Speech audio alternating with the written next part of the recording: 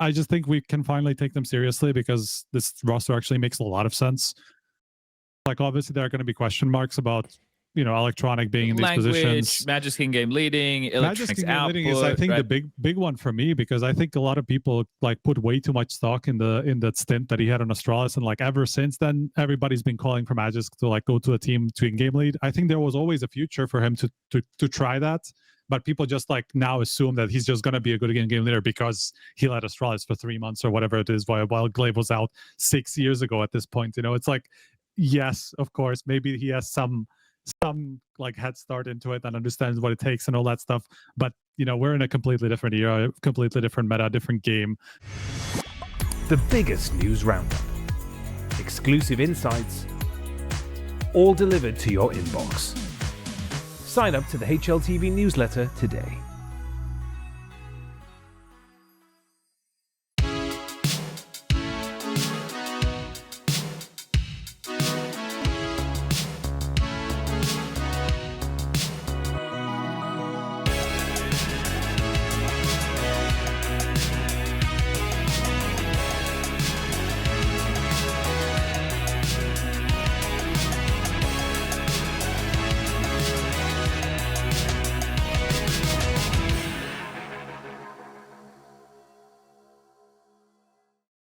Ladies and gentlemen, boys and girls, Counter-Strike fans across the globe, welcome back to another episode of HLTV Confirmed, brought to you by our lovely sponsors, Stake, remember to gamble responsibly, and skins.com, peer-to-peer, no fees. Check them out if you're in the market for skins. We're live and exclusive on Kick, and you're joining us on Kick Chat for all the fun stuff. We're going to do top comment, we're going to jump into Skinionaire, we're going to what are the odds as well, and a whole lot to talk about. Now, Prof, what were you just sipping on before we got underway there? Well, the last one was a water, and before that was let's say a beverage, an energy beverage of the white version. Okay, so don't want to give away any brands. That's fine, but it's 8 p.m. at night by my records. Yes. Now, you injecting the fuel into the body for late night gaming? What's going to be happening? Honestly, in the wee hours of the evening, mate? It's the summertime. It's summertime. I was sick this week, so my sleeping schedule has been completely weird. So I've been just sleeping until 12 every day or so, or at least trying to. So I did that today. So I feel like for me, for you, it might be 8 p.m. For me, it's like 4 or 5. Okay, so the day is it's been a day, but you get your second wind, or you're getting your second wind. This is like the perfect like after lunch for me moment. Okay, wow. Yeah. Okay, Striker. I'm just in a different time zone to you. That's the thing. Are you on that type of time zone as well, Striker, or are you a little bit more of a normie? If anything, I'm actually going to bed earlier than usual now, like before midnight, which is kind of crazy for me, to be honest. So there you go. Okay. So everyone's all over the place. You're strong on the caffeine. Like, what's your last coffee of the day? I don't. I'm not considering one around 5 p.m. though. 5 p.m. No. I'm thinking to myself, oh, yeah, that's okay. Like by 6. Like that's my absolute limit. Like by 6, that's the last time I will have any caffeine, perhaps. Unless it's with dessert at an Italian restaurant, that's probably the only way it's getting in the system, really. To be honest with you, otherwise, tiramisu. I like it. Got to steer clear because it gets a bit dangerous out there. Okay, gentlemen, Prof, you asked before we're going underway this evening. You're like, oh, should we do our predictions? Now, I'm doing a not so silent protest, gentlemen. The season doesn't really start this week, in my opinion. Okay. It's online Counter-Strike. The season already started 2 weeks ago. I know, and that's the thing. The erosion of the tournament break, that does. So the season, it's non-stop. So that's never actually ended. It felt wrong to do like a kickoff episode right now for the season because the season kept going, and I wouldn't consider online Counter-Strike to be my marking point. Would you say that when Bounty goes to land, that's when it starts? Oh yes, sir. You're bang on. So for our next episode, we'll do those season predictions. I'll tweak the method because I didn't know that our own social people were going to clip us for interactions. So we'll come up with a method that could be less inflammatory 6 months time from now when all of us are being, I would say when we do those predictions, we're good sports, right? We all just don't pick the same thing. You know, we kind of create like some type of a conversation that isn't just, you know, the norm. So we're gonna have to come up with a different vessel. I was totally joking about Jacob being like the rise of the season, you know, like that was 100% not serious, you know. Listen, we'll save that. We'll dig that up next week when we get some time. So just when you're talking about the start end of the season, whatever, I thought it was very interesting. I saw a tweet, I don't know if it's yesterday or today, from a CEO of Bait. He says, It was, yeah, came out, wrote this. Our first full season of Tier 1 is in the books. That's after they got eliminated from the stake ranked tournament. That's what it is. What were they playing there? No, the XSE one they were at though, weren't they? Yeah, they were playing at that. Even still, that's weeks after the majors concluded, right? Yeah, so yeah. But that's what I was touching on last episode round, is the sense that we're in a scenario where, you know, we just keep going now, and and this is also a realization for us. We're all going to have to take vacations at different times. Yeah. We're not going to be able to not do episodes for I so like long. what he said though, because they're not in bounty, so for them this is the break. So these last this week and the next 2 weeks, that's the break for Bates, and their season starts at whatever it is at EWC, I guess must be where the season starts. So there you go. That conversation's been growing anyway, right? With Vitality taking off the brakes and stuff. And that's, we discussed that last year, the year before, that teams are going to have to kind of make their own time off. I think, you know, we were just used to having for the last couple of years the extended 1 month, not really a break because they had to practice and stuff, but a time where there wasn't tournaments. So that's the fact of the matter, I suppose. Yeah, and I mean, some teams still didn't announce what's going on. Liquid, a lot of question marks about that team. FaZe also don't really have the 5th confirmed, so it doesn't really feel like it's over, even though obviously the cutoff for bounty is now. But I think that also just shows where the tournament is. It's not really the most important, and Liquid is maybe a special case and has been a special case for the last few years. So what they do perhaps doesn't really reflect anything in the scene or how people think about stuff. But then you also have Navi, right, which is a weird one because they're also not in bounty, you know, so people probably think, oh, what do they have up their sleeve? So that's like all this, it is a bit weird this season for sure. Yeah, a little bit. So we'll call these like after tremors, right? You know, because the main body of the changes has been made. We'll get into all that. We discussed a bunch of them last time. There's a bunch more that have happened since. So we'll get into that. Let's get into the top comment for the week, though. This is brought to you, lovely people at home, by Steak. And each week you get to jump in the YouTube comments, leave your comments, and Prof will dig them up. If you have the highest voted comment from YouTube, you can win yourself a jersey, a Vitality jersey. Prof, what do we got? Yeah, we didn't have many on Spotify. Actually, there's a few nice, just general questions that I went down and replied to, but nothing really to highlight. So I skipped that for this episode. Just went to YouTube, and it was a lot about MONGOLZ, Mazinho, BC game, that whole thing. So Cosmic made a comment. I missed the old MONGOLZ lineup. I missed the fire and chaos. Almost felt like watching FaZe at their peak. Would be a real shame if Mazinho goes to join Budget Falcons. Edit, God damn it. That was fantastic, because I think the news broke about 24 hours after the show or something like that. And also someone pointed at timestamp. It says the way Striker goes full serious and says right after Mazinho to BCG is mentioned. And I went back to... It's a poker tell, isn't it? It is. Yeah. It's, you wouldn't be a great poker player. Striker, you got any aces?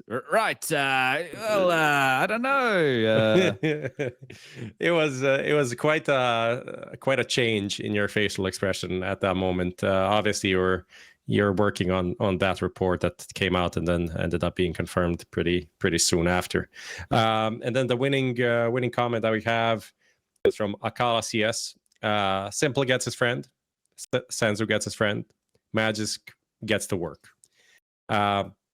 Pretty nice. I think it sounds like a copy pasta. Not, it isn't. Has a bit of like rhyme, has a nice flow to it. So congrats on that one, and you'll be getting a nice Vitality jersey. What edition of the Vitality jersey are we up to at the moment? Do we know? About 30, 40. I mean, I think we're in about a year with this activation. So I meant more like what are we actually sending out there? Is it, what color is the jersey? Which iteration? Is it the newest? Is it the major one? What are we doing? They got jerseys all the time, these teams. That is true. I think they change every 3 to 6 months. They might change. No, I'm not going to say they change jerseys more often than I change underwear, but it's kind of close, I feel like, at this point. Yeah, once every other day. Okay, that's the top comments. Let's jump into this. So we're going to be relatively quick through the XSE windup and Heroic. I've also done the Skinionaire about that, so there'll be some questions in there. And I'm also just going to make the questions harder from now on, because we've just been giving away $50 skins every week from the kindness of our heart. I'm going to make you guys work for it. And if you're not getting it right, then the people in the comments in the future can say, hey, listen, you guys need to lock in. You guys really need to pick up at least your knowledge going into some of these when you don't even know what the topic's going to be. But this week, anyway, just some of the recent news stuff we're dipping into. NAVI ended up winning the XSE event, which was a $1 million tournament. So obviously they don't win the $1 million, but they win the lion's share of the prize money. So that's not bad. That's going to have some good ramifications for the VRS going forward for these boys. But for me, the takeaway is that they are able to back up their major form. Right, they're obviously one of the revelations of the major, I suppose you could say. And then going into a tournament where the field, it wasn't, when I don't want to call it a weak field, but it's not the best teams in the world, right? But it's a bunch of teams who could slip them up. Like at the major, they beat Vitari and MONGOLZ on the way, to the title. Like here, they didn't beat anybody in that area. Like the best team they beat was in the final against Paravision, right? Which is also a new team. We don't know what kind of form they're going to be in. So realistically, the major was more impressive than this, if anything, by quite a large margin. Yeah, it's more though that like they weren't just a one trick, right? Because we have these teams who pop off at a major and then they just go and get snowballed by anybody. They did have a loss to Alliance at the event, but the rest of it was all wins, right? They took on Paravision in the final, swept them 3-0. Alliance, they played them again in the playoffs. They beat them 2-1. They took down Tyloo, beat MIBR, best of ones against 3D Max, Sinners, and a loss to Eyeballers. So it would have been terrible for them if they went there and they got eliminated in near last place, right? The confidence would be all over the shop. So it's a good sign, at least for things trending 9Z's way. We'll see more of them when they get back in the server. But I don't have too much on this one. Sixth on VRS right now, which is a crazy high placing. Obviously, it is because a lot of teams are not playing currently, and this was a $1 million tournament, so it has huge repercussions, but still really good for them for the rest of the season, for invites and all of that. Allows them to have a shit tournament here or there, or like skip some smaller events and just focus on the big one. Looking at stats, Luchov still really good, which is also got MVP. Also the MVP, which is a new one. So I think it's nothing out of the ordinary for 9Z. It seems like the usual suspects are delivering. All in all, good showing. Kind of crazy to think that Fury are like 1 point away from being dethroned on the VRS as like the best South American team, which is, it's not something that we would have probably expected in a long time, because like in South America, it's always been them for quite a long time. Be interested to see how that changes in the next 6 months, right? With this potentially, well, I say potentially, being Fallen's last 6 months. He could change his mind, everybody, when he gets to the end. He really could. He could just say, no, actually, I want to keep playing. Let's assume he's going to actually retire. But yeah, see what happens with Fury now. And they could, tick down the rankings, and 9Z could take them over if they keep this type of form. Okay, let's jump into next little hot button topic is Heroic on debut with Brolin and Martinez. Must be nice to have an AWPer. And they've picked up a victory at stake ranked, which are these nice, people aren't familiar with them, these nice, I guess they're like a DreamHack Open. Yeah, I think it's closest to that. Yeah, 8 teams, 100K. Not these are studios. The DreamHack Opens would be usually with some audience, but smaller crowds, yeah. But kind of similar all in all. Yeah, this is again, it's not okay. Look at the field and look at all that, because obviously there's certain teams here who had stand-ins. There was a couple of them. I don't want to mention them because you guys are gonna have to answer some quiz questions about it in a second. But I just look at it from a Heroic perspective, where I go, okay, this is the best possible way this roster change could have started, right? You come in, you go to this event, you win the event. Okay, you have a new coach. That's great news. You got Brolin, an experienced piece who's still young in there. Okay, now you have an actual AWPer. Nilo seemed like he was playing well. It's good for the confidence of Krizen calling, and they're kind of starting their season on the right foot, I would say, right? They're getting this confidence to be able to start their season with, which is good news, because in terms of this roster, even though it makes more sense now, I don't know how big our expectations for this type of team is. Like maybe a mainstay in the top 20. Does it make more? I mean, look, I was completely wrong about my prediction for this Heroic team, because I thought Brolin would be the one who takes up all the aggressive spots, or at least a lot of them, but he's virtually stayed in all of the supportive spots and a lot of the big spots that he had on MOUZ. And instead, it's been Susp who's been kind of, I don't want to say promoted, because that's the spots he played over in Wildcard, like a lot of the opener roles that we associate generally with stars. But he doesn't feel like the star of this team, or that he should be the star of this team, even though he is in the positions that he is in. So it kind of feels like, yes, it makes a lot of sense how they've sold it, but then again, it just still feels like, you know, down the line, they'll probably want to upgrade the opener as well, because that's kind of the next obvious place to be, you know. So it's curious. Obviously, still good for them to actually pick up the win, because I think, especially with kind of the commitment that they've shown in this season, you know, or towards this season, to make two, I think, very substantial upgrades on their roster with Martinez and Brolin, that is a big statement to what they want to do in Counter-Strike, right? They want to get back to a position where they can at least fight for the big events, at least for deep runs at big events and things like that. So this is a good step forward. It just feels like maybe it's not over yet, like that progression. But I think you're measuring it against their overall potential. If you just look at where they were a whole season, where they, like that, that's what I'm saying. Yeah, they're having to plug in youngster as the AWP, and it was just I think the first 6 months of this year is one that if you're heroic right now, you'd want to forget. And now they're back on a path with a roster which actually has players who want to play. Well, yeah, I'm sure youngster would have wanted to do anything he could to be playing, right? But the point being, you actually have an AWP. You've got a bit more experience in the team, so it's a step in the right direction. But yeah, well, I think that if there's more intent, right, and they're I don't want to say thrifty with their pickups, but they jump on some prospects. This is the type of team who can, like I said, if they're a mainstay in the top 20, I think that's pretty good for heroic. At least at the moment. Like, imagine, let's say they upgrade Susp to like a lauNx or somebody like that, right? Like, and suddenly this team is actually like, that's a really solid team to, you know, be like somewhere on the brink of top 10, if nothing else. Like, maybe it's not going to be a big event title contender or anything like that. It's not that GamerLegion-esque. Yeah, exactly. Like they could be the team that like occasionally makes the playoffs, occasionally makes the deep run, that is dangerous, at least to the big teams, you know. Yeah, so let's just jump into this Skinionaire, because there'll be questions about these events. Some of them, they're pretty obscure questions, I'll say. So best of luck to you guys. Okay. We'll see how many we can get correct. But this is Who Wants to Be a Skinionaire, brought to you by skins.com. Type skins.com in chat right now. This is like the third or fourth time we're doing it with them. I hope I've got it right. That's the code word. Skins.com.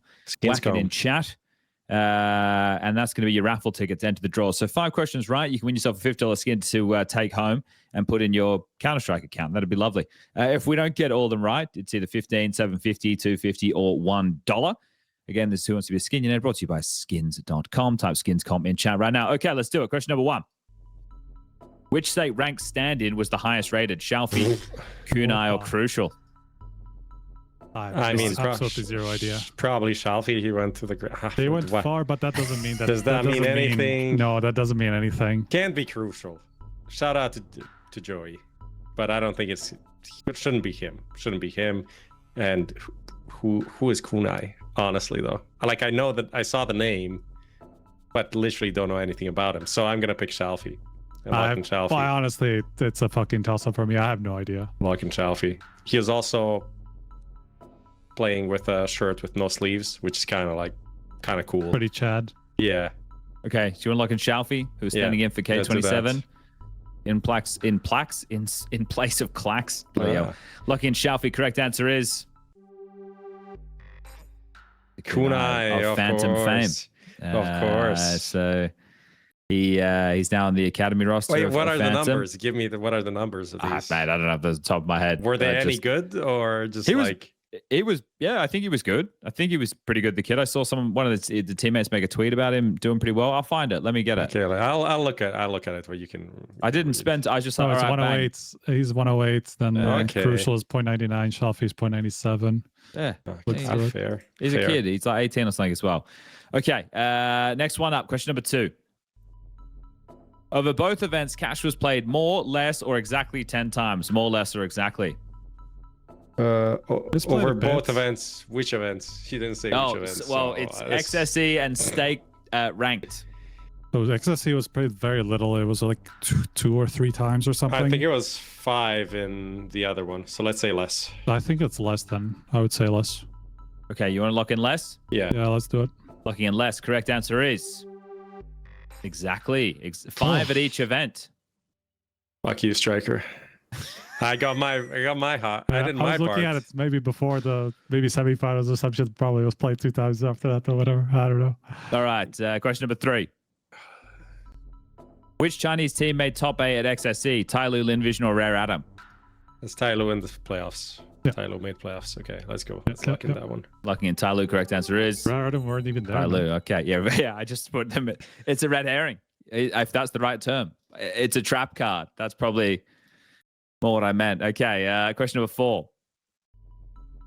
Wildcard and which other team were eliminated in last place at stake ranked? Pain or Gentle Mates? Giving you a 50-50 here, boys. Pain. Locking in Pain. Okay, go for it. Locking in Pain. Correct answer is Pain. Who did Gentlemates beat? I don't know, actually. I don't know. They beat someone. Either Wildcard or Pain. Wow. It was wildcard. There you go. All right. Final question. Hey, come back. As the crow flies, the distance from Guangzhou, China to Barcelona, Spain is approximately 6,969 kilometers, 9,928 kilometers, or 13,371 kilometers.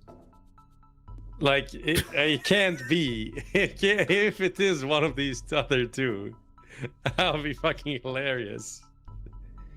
How about 420 kilometers? How about that one? Which one are we locking in, gentlemen? For 9,009, almost 10,000 kilometers sounds insanely far. Like, sounds too much. But it is very far. It is far, yes. Like halfway across the world, it is a long way. I know, from China to I feel Spain. I would go right down the middle. I have no idea. But do you understand that the other two are just like joke numbers? I understand. Okay, I just wanted to address. But who knows? Like, maybe they could just be fine. Like, okay, just go. What's the diameter of the? What's the like? It's the whole circle of the. I fucking knew it. I just go down the middle. Okay, lock it in. 9,928 kilometers. The correct answer is 9,900. Sounded right, but I don't know. Okay, so we got 3 out of 5 correct. Is it 24,000 the diameter or something like that? Maybe I've been crazy.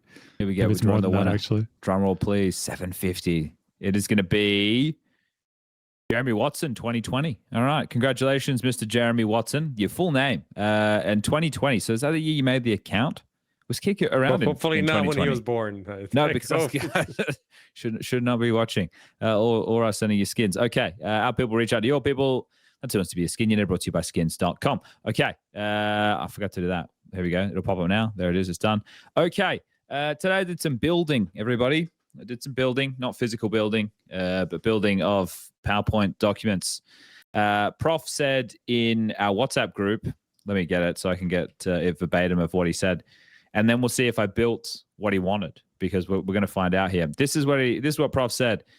What's on the agenda for today? Maybe a new roster chart, a 2D one, where we place teams vertically, exciting / not exciting, horizontally good / bad. So we're going to see, guys, if I've delivered what Prof was looking for. Looks, I'm going to share my screen. Let me close that shit. This one here, over there, bosh, bash, bish, and bang, share. Okay.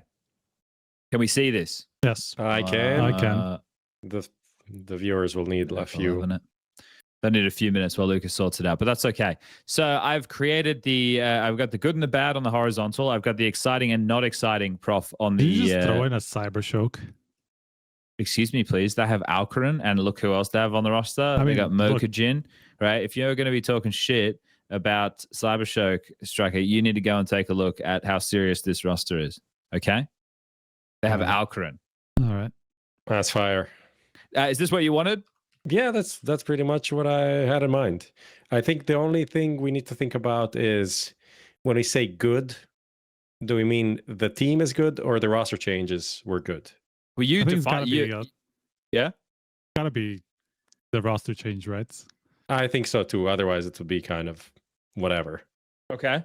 So, Prof, this is your grand request. Where would you like to start? Who's the red logo? Where? The next to energy. TDK. Yeah. Ah, okay. The Nafani team. Yeah. Hold up, man. They got Fame on the roster and Belchanot now. With Axile, with Nafani, with Art Frost, and Groove coaching, man. Come on. I'm not saying they're not interesting. It's just we're never going to see them play. Oh, we will. They qualify for something. They will at some point. Let's start with the BC game, obviously. Okay. My favorite team. I would say Exciting, I would put it like almost like 80% up, and on good bad, I'd put it. That's honestly, nah, I don't want to say bad. It's better than it was. So let's flip it on the other side. I don't think Flip you can say it's bad. Yeah, like something like that. This is how I feel about it. Obviously, happy for you guys to adjust it if you like you can't say it's bad because there's no way it's worse than anything we've seen so far from BC Games. Surely there's no way it's worse. Objectively better. Yes. I think it's an exciting team. I agree. I think that the pieces are fun. I'm excited now that in the future, Mzinho and Senzu get to be international pieces in other top teams, which is cool. This is a direction in their career, if they do enjoy speaking in English, or if they're able to do it and still play at a high level, that could open doors for the future.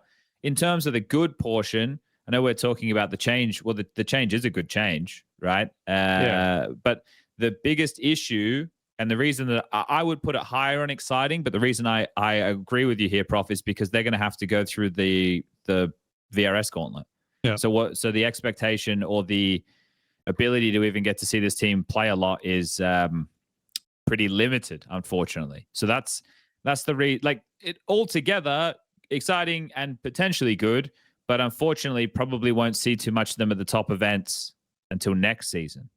Can we have a real conversation about like how good this could potentially be? Like, let's say, like what's the ceiling of this team, do we think? Like, let's say they were able to play in big tournaments in the next season, like at the end of the season. Like, do we? We're talking like a best case scenario, or like? Yeah, well, like more like a realistic, positive scenario. You know, not like absolute maximum this lineup can achieve. Like, I feel like, to put it in like a ranking term, I think it could be like a top 15 roster for sure.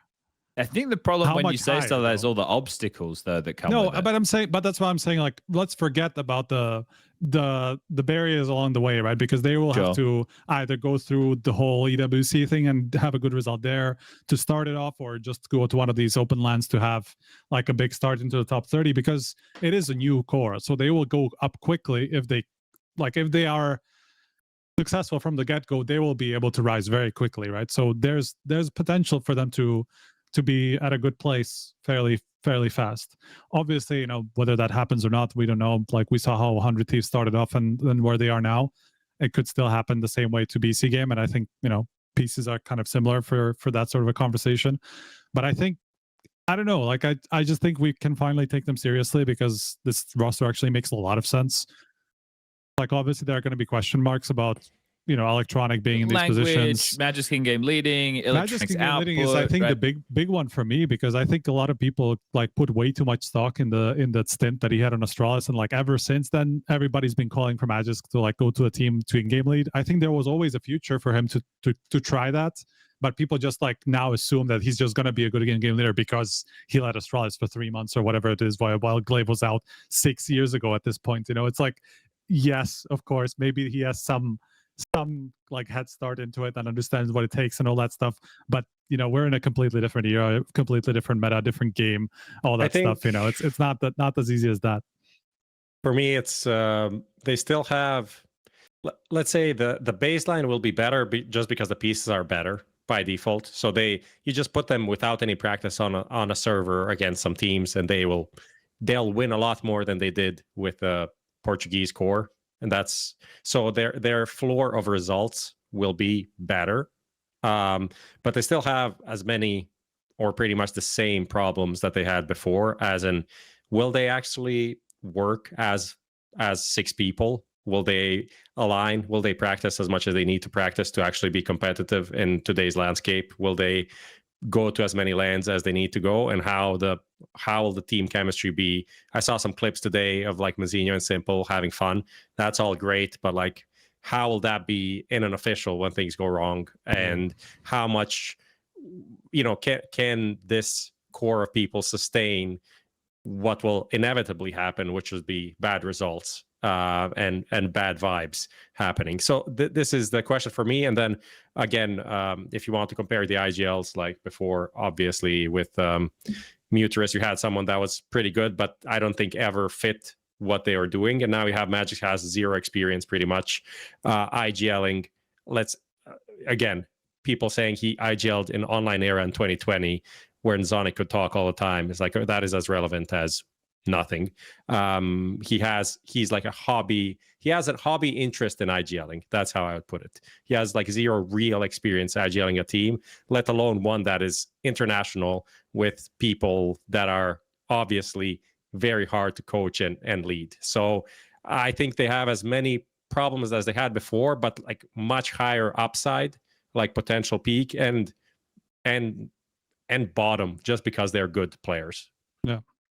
I think it is. Yeah, go ahead. I was just going to say with the Magisk stuff, he's what is he, 28 now, maybe 29 now, something like that. So he's making a pivot to prolong his career here, right? Which I think, considering the world of in-game leaders, it's not a bad move to make by any stretch of the imagination. But what we can expect from him, I don't think we can measure it. I think what is key is the team having mutual respect from Simple, right? That's really all that matters here. And Simple was playing against Magisk when he was on Astralis, and they were the best team in the world, right? And knowing, so from an in-game leading perspective, it's not there, sure. But I think like with the peers there in the group, you're hoping that there's at least a little bit of harmony. But it also needs to be work ethic from the group. Otherwise, nothing's going to happen here either. I think if you look at it from an MZinho Senzu point of view, they're getting probably, I would imagine they're getting paid substantially more money than they were getting on the MONGOLZ roster. I don't know that to be true. I would just assume that's a factor of wanting to play in an international team. But probably. Yeah. Oh, yeah. I also wanted to add, like, the communication, I think is a much bigger issue than people say or want to acknowledge right now from the outside. Like, I mean, we've seen many clips, interviews, whatever, with MZinho and Senzu. Not really many with Senzu, I actually. even just think discussing theory for the team is going to be difficult in that regard too. I think it's not going to be that easy to get them. Like, that's another negative of this lineup compared to previous ones, even though I don't know the Portuguese guys that much. I presume they are okay-ish. And that's the reason why I can't put it more on the good side. Like, I would like to, in theory, push it more in that direction, but I think they just have three quite big problems to get over, even without the whole where they are in the ranking situation. I just took note when you mentioned this before, Striker, saying like EWC Open qualifier, if they have a good result there, how good of a result would they have for it to have any meaningful impact on the VRS? Not just go through the Open qualifier, because realistically, don't even know how many matches they'll actually play there to have to go through the whole thing. They're playing their LAN in Finland, though. Ah, right. They're playing the small LAN in Finland, where you literally will not know. You will know the name of Ents and you will know the name of Harvard, but you will not know the name of any of the players. Like, it's that small of a Finnish LAN that they're going to. So they are going to get their wins in for sure. That's without a doubt. I mean, they have to win that one, and then that is 3, 4, 5 matches that they actually get. So they should get on the. Well, they already get on the ranking with the new core with the next match, because I think Senzu played 4 up until now. Obviously, they lost all of them, so they won't really get anything out of that other than the match that they win next. They have a lot of growth potential, is what we're saying. Yes, as long as they win. Look, from the perspective of the VRs, they have loads of growth potential because they have virtually nothing for the VRs to say they're a shit team, right? Because we think they have been a shit team, but the VRs doesn't think they've been a shit team because it is a new team. Sure. Effectively, and it's in its eyes, right? So it's always, as I said at the beginning, much easier for you to climb if you have a good start. It's just about like getting high enough in that good start to enter the, let's say, at least the close qualifier invites or some of the bigger event invites, right?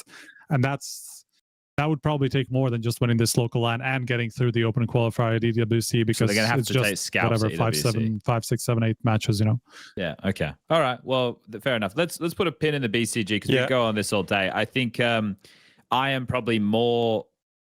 I'm leaning more in the good category than you guys are, but I think that's just the part of me that wants to see. No, me too. Actually, I would have been happy to put them again, realistic scenario a little bit further.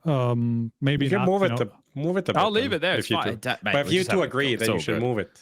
That's just how. But I don't think anything's going to happen in the first season. That's the problem. I think this we're not going to see the best of them until next year, or them competing. So I'm happy just to leave it there. Let's Striker. Which one do you want to take here? You can take any of the names. Let's see. I want to say G2. We talked about it last time already a little bit. I would put them.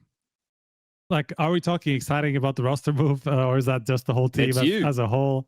What do you want to do here? Do you exciting as in do you want to watch them, or are you excited to see them play? I think I've always been excited to see G2 because of just the style that they played. It's always fun. Bad or good, I feel like I would just put them straight down the middle, maybe slightly towards bad in terms of the roster change for Wrinkle, because I just don't.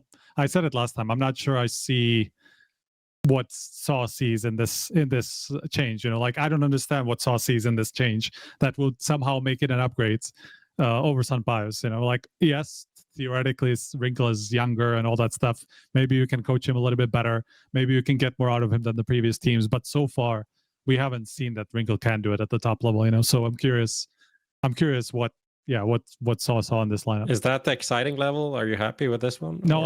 I would put it. I don't know, maybe somewhere like 30%, maybe 30 to 50% up, like below the halfway point.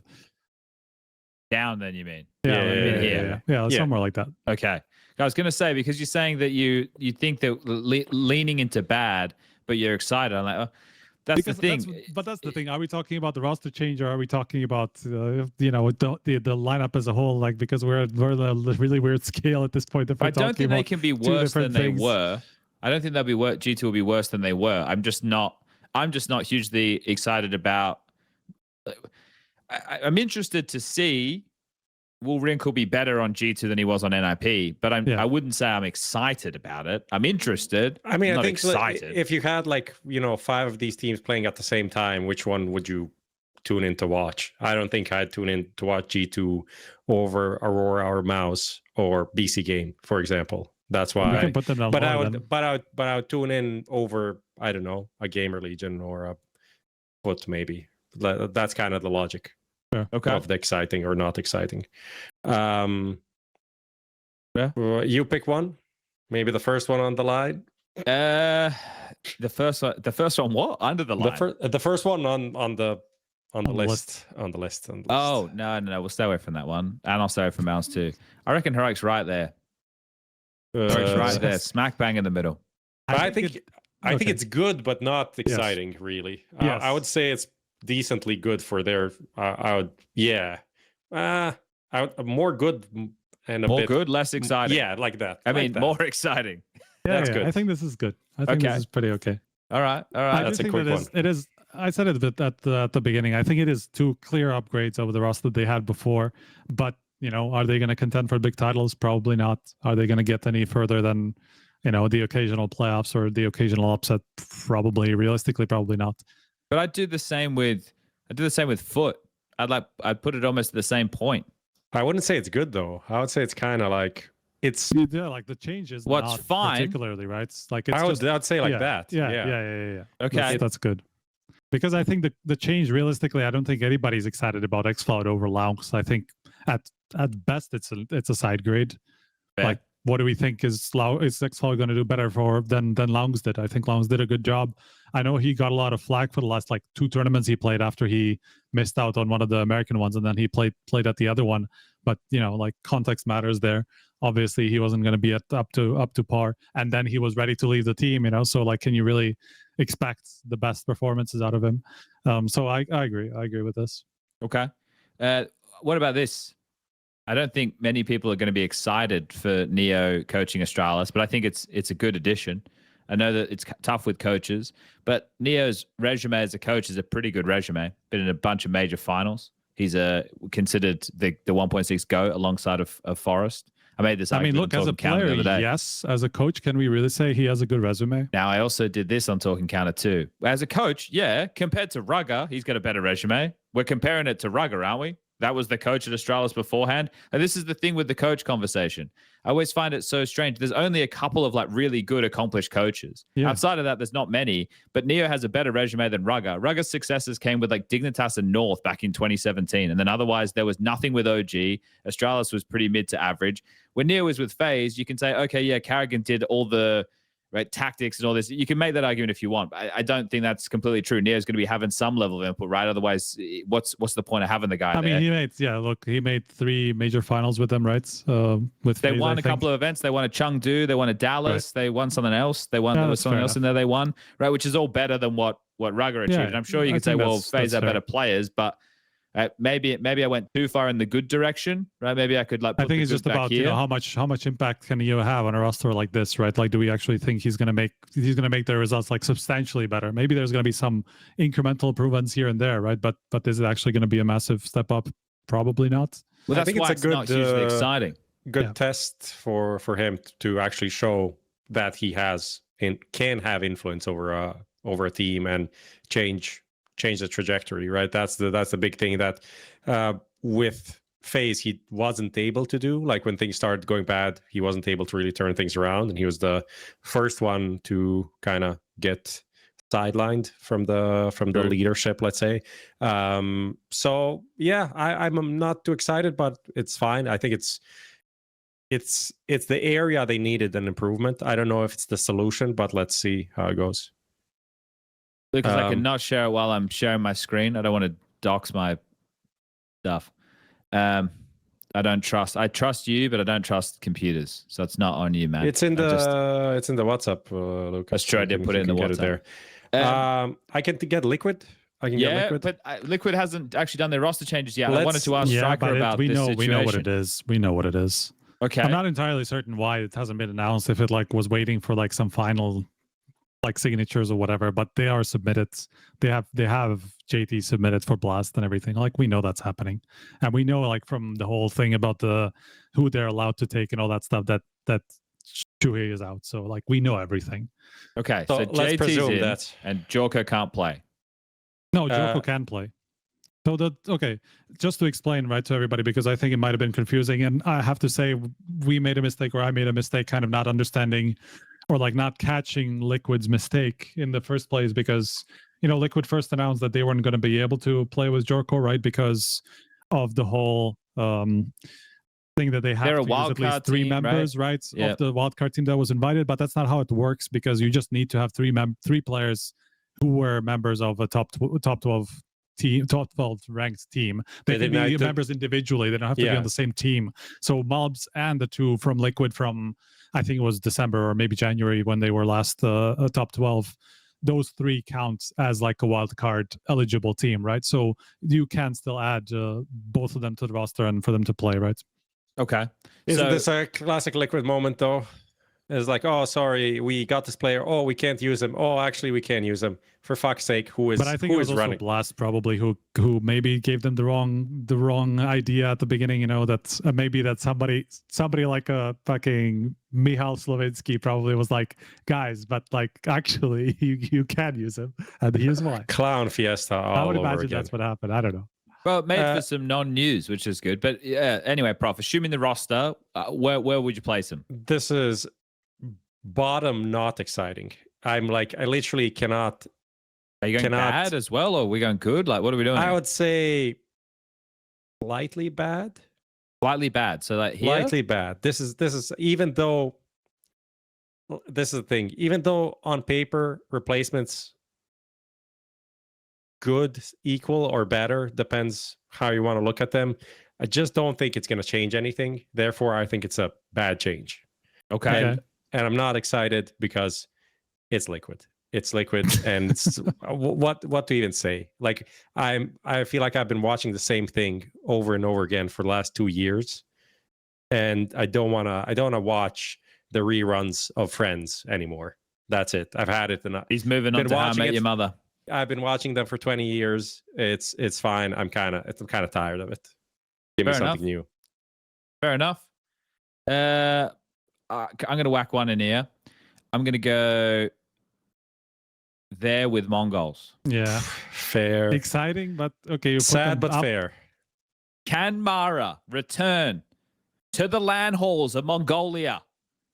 Trumpet in hand or whatever regional instrument they use to call people together and summon more Mongolian fraggers to replace some of the biggest names. That's exciting, but you have to say the changes are bad. They lost Mzinho. That's a player you don't want to lose. That's unfortunate. But do we think maybe act? Yeah, I was gonna say, like, do we think maybe TikTok could be like a long-term improvement over Cobra? All on maaRaa though, isn't it? But isn't it the Dark Meister guy is meant to be Darkmeister. What a name! What Isn't a name. Darkmeister meant to be the X Factor guy, and TQX meant to be the Mzinho replacement? Yeah, yeah, that's how it looks on Rose, at least. Like when I briefly looked over it. So then it's more on this wasn't- Darkmeister kid, right? Because that's what they struggled to replace with Cobra.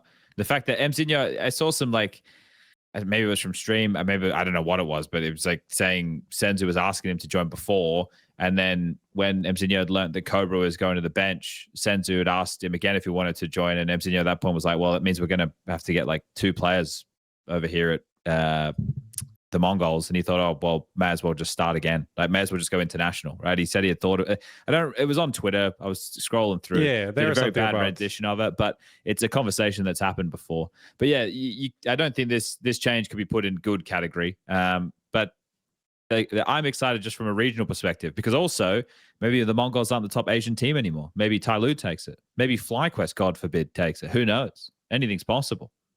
Anything's possible. What about GamerLegion with FL4MUS?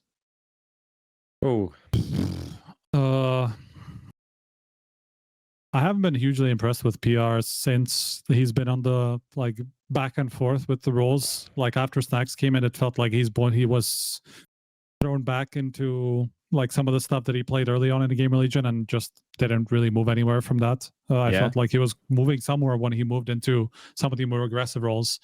Even though he was taking some time to adapt to them, I felt like he was in a good path, but then just what was thrown back in a lot of the same spots he played before, and then I don't think it really fits him. So like overall, maybe FL4MUS could actually be an upgrade on that, just because maybe PR was struggling a bit with moves back and forth, maybe with being stuck on this GamerLegion team, because he kind of spoke about it, he was kind of looking forward to getting out, right? And then suddenly he has to play another season for this team. Mentally, so you have that's to think, rough for sure. Yeah, like, exactly. In terms you of have motivation to think and mentally, everything. this team's probably going to feel like it's more complete, right? And FL4MUS has been showing a lot of really good things, and also from a very difficult position, right? Having to slot in and out and like for different roles and all that stuff. It feels like it could be a good thing for GamerLegion. I would say it's like a small exciting, that quadrant somewhere there. Yeah, maybe a bit more, but yeah, I think that's a fair one. Okay, all right. MOUZ, I don't want to jump on this one. You were just talking about PR. It's an easy link here, Striker. Do you think we're gonna get more out of him? Do you think he's gonna be happier at MOUZ? I mean, he's definitely going to be happier. I don't think there's a question. But do we think that suddenly them getting 2 super young guys is going to have them get over the edge of being a like non-factor in playoffs? I have some thoughts about MOUZ, but none of them I wish to share. I would say it's good, not too good. Still, there's a bit good, of a not too good, not too good. Like there's still a bit of a situation where Alex not really being where you want him to be, or where he would want to be probably. So he didn't really shine on the CT side so far in the roles that he's given. So I would say, yeah. So I'll move it around. That's just a placeholder, just to gauge your temperature. temperature. It cannot be that. It's not that far. Like it's barely better. I think than maybe. I would put it between GamerLegion and Astralis. Between what, like here? I would say I would put them. Okay. Actually, maybe just next to GamerLegion. Actually, just next. I think I'm more excited about the team just because to see whether PR is going to develop here. But as a team on its own, I don't think it's any improvement over the previous roster. So left of GamerLegion, I think I would put them like on same as like bad and good. So like in the middle, and then a little above one exciting, like on like above the GamerLegion level, like maybe on top, somewhere like that. Okay, that's where I would put them, because I don't know how this is in any way an improvement of the previous roster at the moment, because the previous roster, all they struggled with was getting through quarterfinals, and I'm not even sure that this team immediately off the ground is going to be able to even match that, let alone go over that, right? With a guy that's only barely started playing on tier 1, and another one, that's still a bit up and down in PR, who's not really been in like title contention sort of territory before, right? So I just don't see how this is a title contender team all of a sudden. Okay, it's very interesting to see that we haven't really located a really good roster change so far, and I think it reflects the season pretty much as well. I don't think we're doing anything wrong, but I don't think there have been any roster moves that are like, oh yeah, this is going to be insane actually for this team. I think I can take Aurora and just say, I think I'm pretty excited about them. So I would say kind of on that scale, but I don't think it's that, put it down there. And maybe a little less good, I would say, because I don't think it's going to be like instantly change them to be an insane team, but I think that puts them on a trajectory, obviously, with the options to change more stuff. I think from that point, I think it's very exciting because you have Ash taking over a core of Turkish players. How is that going to mesh with also Kiksan, Jimmy? Hopefully we see him going back to being like the, let's not say star anchor, but like putting in better numbers as a supportive player. So there's a lot of things to watch for and be excited about. But obviously the two players that brought in are not superstar players on its own. They're not players that can just change the team by the merit of like their play. So I don't think that will instantly be transferred onto like some insane results. The problem I have is a bit of your excitement is about what the future for Aurora is, not what the future for like this 5-man is, right? Because I agree with you. It's exciting the direction that opens up and what's possible, and especially if they're willing to spend. Right? If Aurora are willing to spend, and at the end of the season, you know, an AWPer becomes available or an aggressive rifler becomes available, the Wakadia, Kixon, Jimmy trio seems exciting with Ash at the helm, and then the other two pieces which you can change. And if they're willing to spend big money, they could get some good players, right? Depending on who's available or how the landscape's looking. So that excitement is the next season's excitement, not this one that we're about to go into or that we're already in, right? I'm still excited to watch them now to see who survives, you know, or who is worthy of the Fair spot and see that. Fair enough. Yeah. Not literally. No one will literally be it's a good framing. eliminated. It's like reality TV. It's like we're watching Survivor. Who will survive? Like, fucking hell, it's going to be epic over there, Aurora all season. Shit. But I think puts Aurora in like a good spot in terms of, you know, in relation to the other roster moves. I think this is among the better ones and more exciting ones for sure. So I think it's pretty good. Yeah, pretty good spot. Okay, so Legacy, they got rid of Nissa and they brought back Nissa and they got Try. Put one first? Yeah. Like just fucking slap Navi right down the middle of everything. Because they haven't made a change? Yes.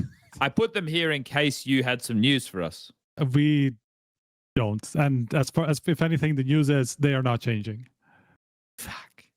That's crazy. That's delete what I've them been off hearing. the board then. Like, I'm deleting more them. and more like towards the end. So I think, yeah, just delete them. They're off the board. They're Should only we just on the put them- board.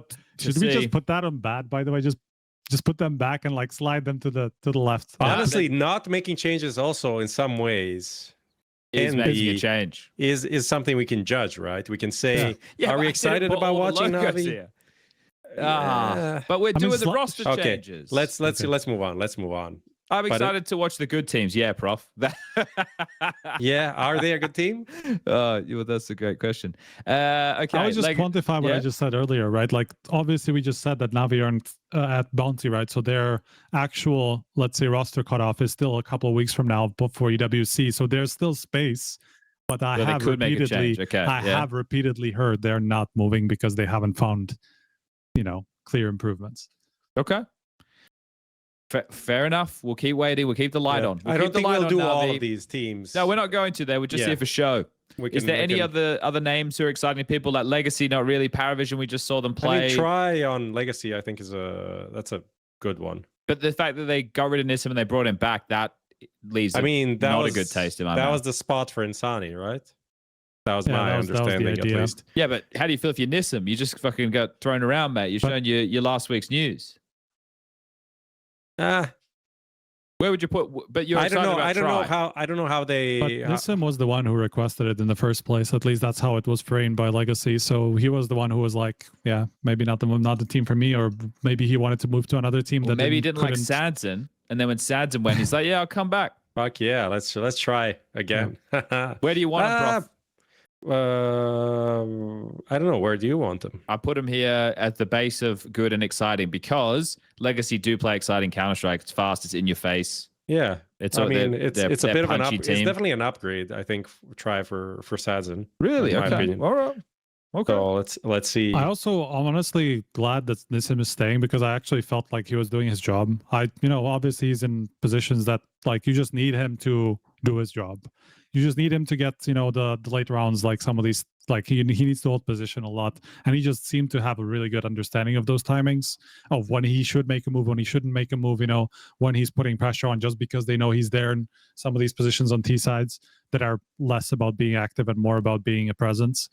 You know, so I felt like he was in a good spot on this team, and like he didn't need to move anywhere. So I'm glad that he stayed, to be honest. Okay. Let's just do a couple more of these here.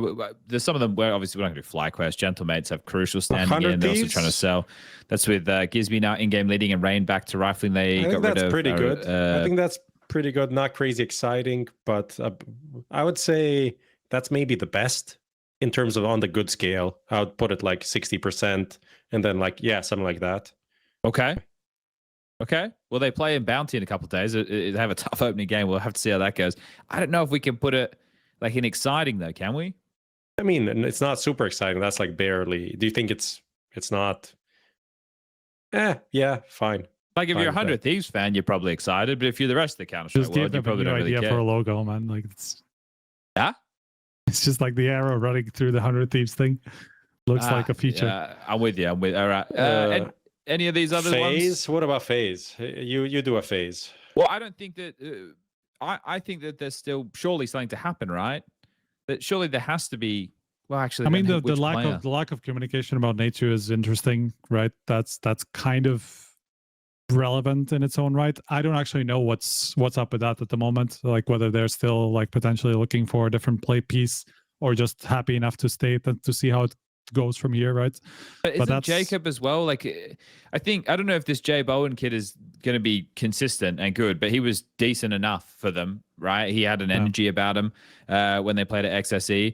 Obviously, not getting rid of Twist, not getting rid of Frozen, but for Natu, if they want to keep him, all right, let's sort that out. And for Jacob, are we replacing him or not?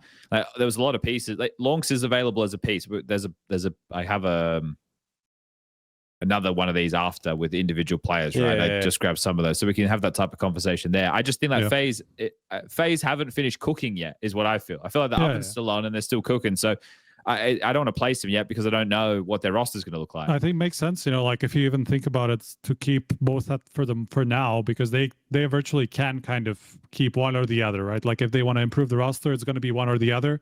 And, you know, right now, maybe they're just like, okay, like whichever you guys shows some better form, we can hold on to. Form, or maybe it's just about options, right? Like let's say they will have a good option to replace Natu because, you know, he's more of a role player than anything else. Like Jacob is more of an opener, or maybe they have an opener option that just suddenly opens up in like a lauNx, you know, or somebody like that who they will suddenly be able to get their hands on, right?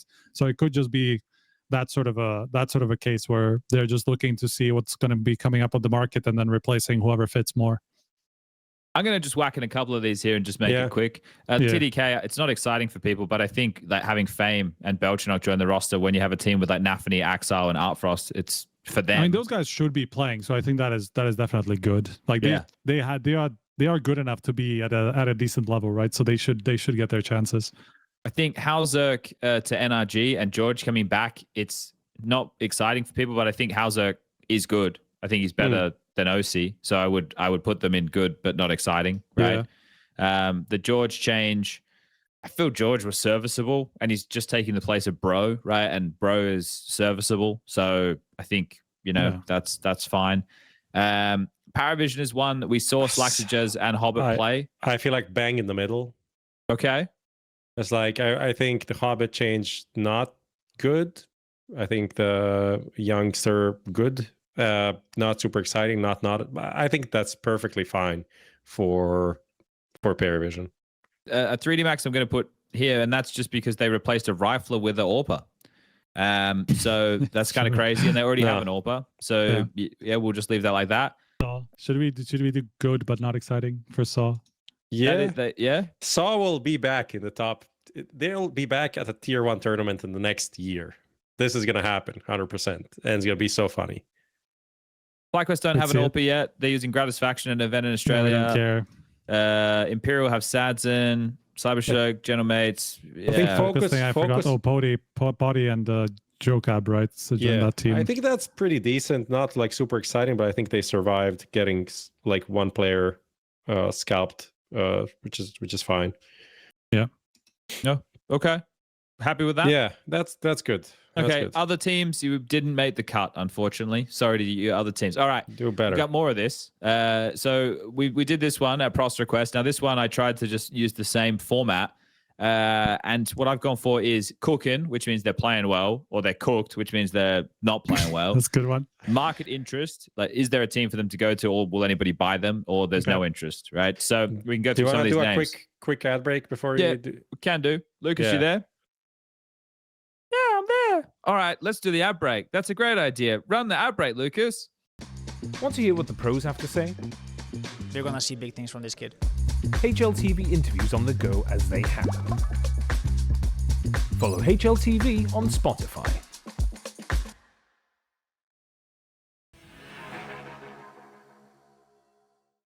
All right, back. That was a really lengthy ad break. I hope everybody's okay. I hope you've made it back from the bathroom in time. We're ready and raring to go. Okay, so we're doing this, but we're doing it with the players who have either been benched or released from teams. Throughout this off-season we've just had transpire. So they're not necessarily the biggest names in Counter-Strike, but there are some here that are relatively interesting. Broky. I don't know if he's cooking at the moment. He hasn't been playing his best Counter-Strike. Not been cooking. Not cooking. I think definitely towards the cooked side. And is there any market interest in this gentleman? Haven't heard anything since last time. I said the same. Seems like a bottom left Broky, unfortunately. But that feels tough. Like, do you think this season he's not playing? Who could you realistically see him join? I don't know. I don't think it will be start of the season signing. It might be something mid-season, But look at how many AWPers there are here, boys. Broky, SunPayus, Ultimate, Youngster, lol, Clem. Right, there's a bunch of AWPers here, so there's definitely a few of them out of kicking these about. Four, I think he's the fourth. Okay, fair enough. All right, well that's fine. Do you want him here, or do you want him further left? I'd say a bit further down. Yeah, further cooked, like this way. Yeah. More? I think that's fine. It's okay.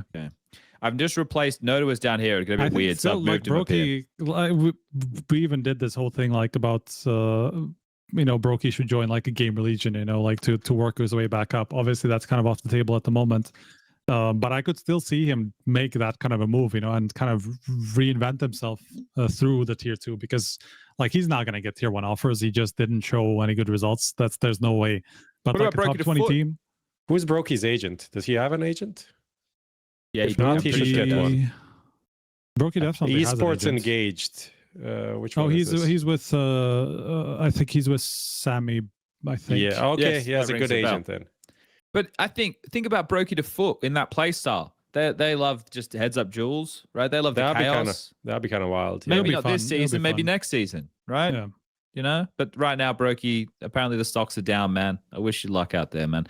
What about Nota, gentlemen? Cooking, market interest, no interest. I'm going to say no interest. I mean, I have no idea about all the whole Russian scene and all that stuff like that. Anything could happen there at any moment. There could be a lot of interest. Who knows? Just not from maybe like any of the teams that you would actually see play.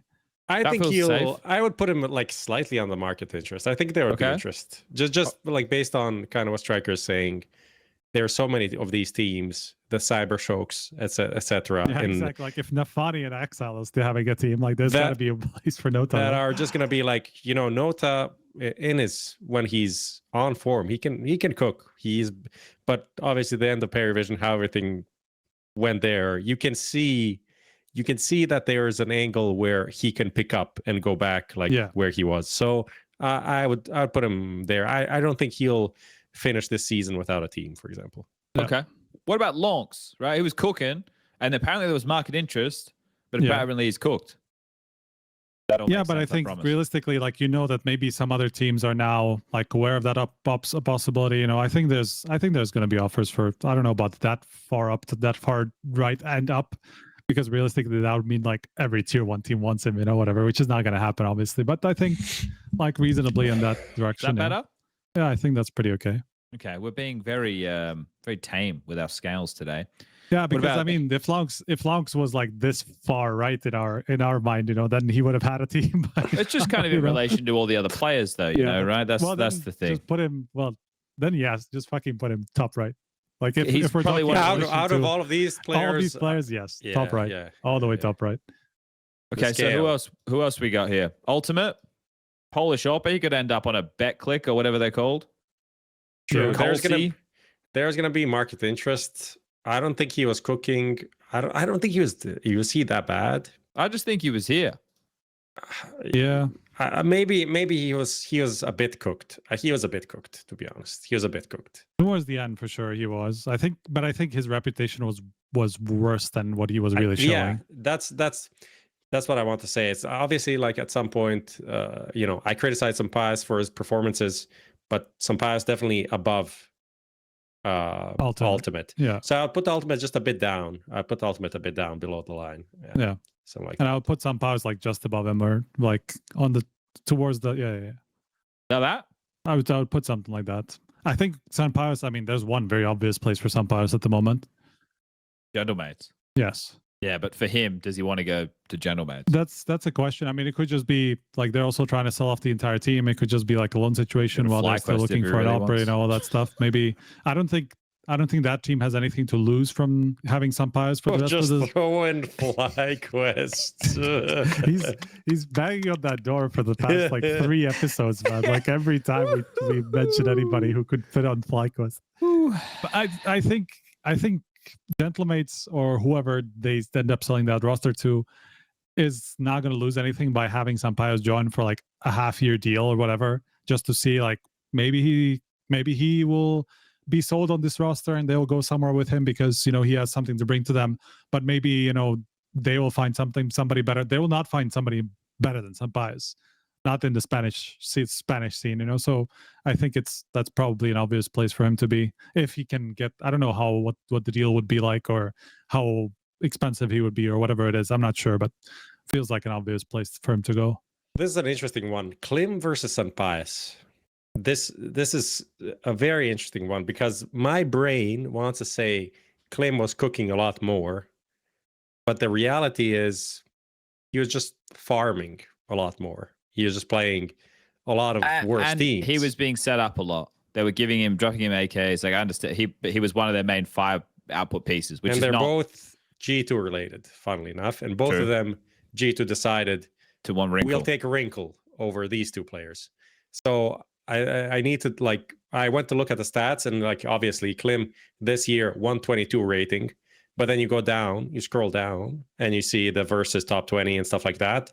Versus top 20, 30 maps 104, and SunPayus is versus top 20, 83 maps 103. So it's kind of on the same. So on the cooking level, I would say very similar. I think market interest would be higher because he's younger. More places for him more to places potentially to go, I think, yeah. Since he can speak Russian. So probably cheaper both to pay and for a buyout since he's coming from Academy. Maybe not. I don't know about the buyouts. Maybe I'm wrong because potential. From all the talking that's going around him, that he doesn't want to leave, that he doesn't want to relocate, and some of these things, that might be a big problem with in terms of interest, right, or in terms of his actual future. But definitely should be somewhere. Like a lot of teams should be interested at least. Okay. What about JL? What's happened to this man? Man, is there any interest, any murmurs around this guy? There was a lot about MOUZ. Obviously, it didn't end up happening, and they would have gotten PR instead. I think there was definitely a chance for him to join that team. Just didn't end up happening. JL to FaZe. Well, takes Nature's position. Could be. I know we're just speculating, but yeah, you guys know more behind it. Like JL's form, we can't really talk to his form. He hasn't played professional Counter-Strike in too long to talk to. I guess we could say from the MOUZ stint, I think he did what he needed to do in the MOUZ stint, which is very short. So I don't think we'd put him as if he was. I don't know. There should be interest. He's a major MVP. He should be. Look, he should be. Yeah. There should be both interest, and he should be good enough still to play on a reasonably high level team, right? Maybe not. He's not going to join top 5 team right off the bat because none of them are actually want to change. But anybody on the fringe of top 10, I think it could be a possibility. Right? But when you say you put him then on below Klim on the he hasn't really been cooking. You can't really say that he's cooking, but you also can't say he's bad. but there is interest. There should be interest. Yeah, I think interest towards the right. There should definitely be some interest. Like more or less than It's very tight. Maybe we just need to like expand everything a bit, but yeah, like yeah. Everyone's just getting close to each other, right? This is what I'm saying. We need to have some that are a bit more drastic. Oh, that was next slide. Sorry, everybody. No spoilers. A spoiler. That's a spoiler right there. All right, what about some of these other names? Soulfly. There might be interest, but to just play for a Turkish team, like he was doing his job. It's the same as Youngster. Youngster was AWPing. He was playing fine for someone who's playing off role. Who is out of these? So we have Youngster, Samda Young, is Agil, right? Yeah, arrozdoce, yxngstxr. Who is cooking the most out of these 6 players? Fuck. Probably Soulfly. Yeah, because you have to compare to the caliber of player they were playing against. And Soulfly was holding his own, playing top tier Counter-Strike, while SDY, Jill, arrozdoce, they weren't playing top tier CS, and then 3D Max and Heroic were playing the same tier CS. So you'd have to say Soulfly was cooking the most. Soulfly's English really good. He speak well every time I talk to him. Solid, no dramas. Yeah. So I'd say from like international perspective, definitely has potential there. Played pretty good. What would the interest be? I'm not sure. I feel like the interest is maybe less than it should be. But he wasn't an anchor. He wasn't an anchor before he joined. Right? He took these positions. He was doing star roles in the old team, and he took this over. I just think that he's not. It's tough to see a team that's going to go, oh, this is the pickup we want to take. It's going to feel a bit more strategic. So I don't think there's going to be a lot of interest this season. I mean, imagine above like JL goes for in my vertically above JL. Like in terms of cooking. No. Just literally where JL's just go from I would say there. I don't know the market interest. I don't know if it's there. Like at least JL's negative. Yeah. Well, it's just who's. You're not picking him up as a star player. He didn't play in Aurora as a star player. And do you like anchor wise? Who you can even think of who wants an anchor right now? Could it be maybe Astralis? Okay, for Ryu. Okay, yeah. I just think like as a potential like one place for them to potentially try to go for somebody else. Put the market's interest a bit to the left. Yeah. Yeah, I don't think people are talking about him behind the scenes much, to be honest. But it's also like who's looking for an anchor? Not many people. Then we got these guys. I think like Ecstasy. I think he did his job, but there's not going to be any interest in him, like unless he's playing in a French team. He could play in like Gen 1 or something. I feel like arrozdoce's in the same place, like probably more cooked or whatever. SDY, as much as I like him, I feel like his stock is very low at the moment as well. arrozdoce's stock is probably really low after the OG thing. Youngster, I don't know if it's I just always had a good feeling about the guy, but then you look at his stats and it's always been terrible. So you're like, I don't know. I'd put him back there. Yeah. Yeah. How do you feel? I think this is pretty good. Everyone's on this little line. No one hugely exciting. Imagine we put somebody who's like mega cooked, but like everybody's interested in. It kind of makes sense that same way the other way. Like it's kind of makes sense that those are the two corners that we didn't fill. It's just crazy. Like the biggest name on the page is JL, and we don't have him as cooking, or there's a huge amount of market interest. And then the next you go SunPayus, and then after that I guess you go lauNx, right? It's just there's no crazy blockbuster names flying around this offseason who aren't on a team or we feel like could even be in the conversation to be on a team. But okay, let's keep jumping forward. We'll kind of add a bit more momentum to this now because we've spent the first hour and a bit kind of winding things up. Some other recent news, because that's still where we find ourselves, is ENC. Prof said maybe we should talk about ENC, so we'll talk a bit about ENC. So this is a 24-team event that's going to take place just before the major. The rules are you can't have more than 3 players from the same team. So you got a bunch of these teams here who actually have cores. You've got Argentina represented. They've got the Bestia core. USA is represented by the Voca core. You can see at the bottom of the screen there. These are the teams that are all qualified. The qualifiers have been happening over the course of this weekend. There's just 2 more to go. The South America, 3 more. The North Africa, the South America, and the North America qualifiers. They're all going to take place tonight and conclude. I just grabbed some notable faces. IC's playing, JL. We've got Fang here, lauNx, Score, Smooya, Ecstasy. We've got Junior. Steele's playing for Team Canada. This is Thomason, who's playing for Argentina, obviously the Bestia core. Tabson qualified with Team Germany. They've got Sin and Slacks in there. Process in there too. Ins in Team Australia is with Vexite. They've got Alistair. I think Hazard's playing as well. Scream qualified with his brother Nevera in the Moroccan qualifier. The Morocco team is amazing because on HLTV, no Moroccan flags. There's no Moroccan flag, just French and Belgium. The UK team's pretty good. I thought it's Cypher, Smooya, Volt, MMS, Azul. and Azua. Yeah, it's a pretty good team. This is Lucky. He's playing for the Danish mob. Could they fucking win ENC with that lineup, by the way? I think it legitimately win ENC with that lineup. Smooya has in a stand-in capacity. Like that's where he does his best work anyway. It'll probably be Spellin with Team Bulgaria. Ships, he loves winning these type of events. He's playing Redsters there. Did I say Cypher? I think I said Cypher. And Ultimate's playing for Team Poland. But yeah, I put the teams at the bottom that have cores. So Ascend for Bulgaria, Echo, a couple of Danish lads. Chinggis Warriors is the Mongolian core there. I think a couple of the guys in the China team, Suki is definitely one to watch in the Chinese team for sure. Croatian team didn't qualify, didn't win against anyone. The Kosovo team actually didn't make it, which is like they had like Lithuanian team, I think. They had like one flat row, they had Krabeni and GXX and these guys. So I was actually surprised that they didn't make it. McCarthy. Okay. He was the sub. That's the ENC stuff. Anything exciting anyone wants to talk about with this? That's happening at the moment. It was interesting to follow it on Twitter. There wasn't a lot on HLTV. It was like I think some of the last games were there. So just a nice little thing to highlight because people like national teams. So it's happening. Easy. So that would be the recent news done. Did I do it correctly? I didn't even click the button. I was meant to click that. There you go. Look, now it changes. Now it says ENC. Bang. Done. Conversation over. Awesome. All right. Let's jump into, the season ahead. So we've got, obviously, a new season of Counter-Strike starting, or as we were discussing, it didn't even end. Really? Did it? It just kept going. So pretty much. Right now, there's, the first part of this one here is 129 days. People might think to themselves, well, that's a weird number. It's from today until the start of the major is 129 days, right? November 25th is the major's start date that's going to be held by PGL. Lucas, you can bring back up the share screen now.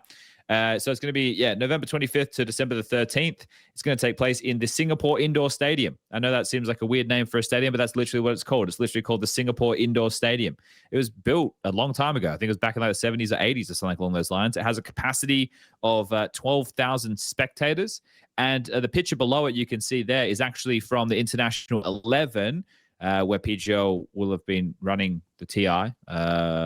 So they have history in the venue, and you can see a little picture there, and that maybe is how it could look for the Counter-Strike events. A little 360, 12,000 people, pretty good. That is like quintessential PGL setup right there. Yeah. That's what I was thinking. It just looks like this is exactly what to expect from PGL setup in Counter-Strike at the moment. So if it's anything like this, that'll be pretty cool. This is what the whole season is about, right? The chase. Obviously the major this time round, it's got all the bells and whistles, everybody. You got 32 teams, best of 5 final. This one has a 3rd place decider, and it will still have stage 3 with all the best of 3s in stage 3 like we just had.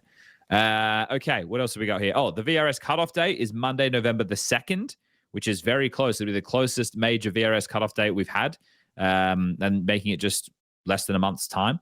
And the roster submission deadline is Friday, November the 6th. So those 2 days are important for you guys at home because the invites will go out on the 2nd and the rosters will have to be confirmed by the 6th. So I think because of this later time period, it might make those last-minute roster changes, Striker, unless teams are really desperate, less. That's just a projection. How do you feel about that? You have to also remember that the only changes they can realistically make is sub and coach, right? So, yes, they can actually make one proper lineup change, right? Because that's what people have been doing with the sub thing, but that's all they can do by then, right? So it's still a change, though. We just saw that happen and a guy win the major doing it, right? Yeah, so I was more talking about the window of time. Yeah. It's going to be closer. So if your season really is going horribly and you want to pull the plug and do something crazy, you can. Or if you maybe feel it's going on too long, it's gonna play in either side of this. But anyway, those are the basic details. The next little bit that's important here is the regional slot distribution, which changed based on the results we set in Cologne. Here is fantastic. Thank you very much. So Europe has 18 slots. It's got 6 in each stage. The Americas have 9 slots. They 6 in stage 1, 1 in stage 2, and 2 in stage 3, thanks to 9Z and Furia.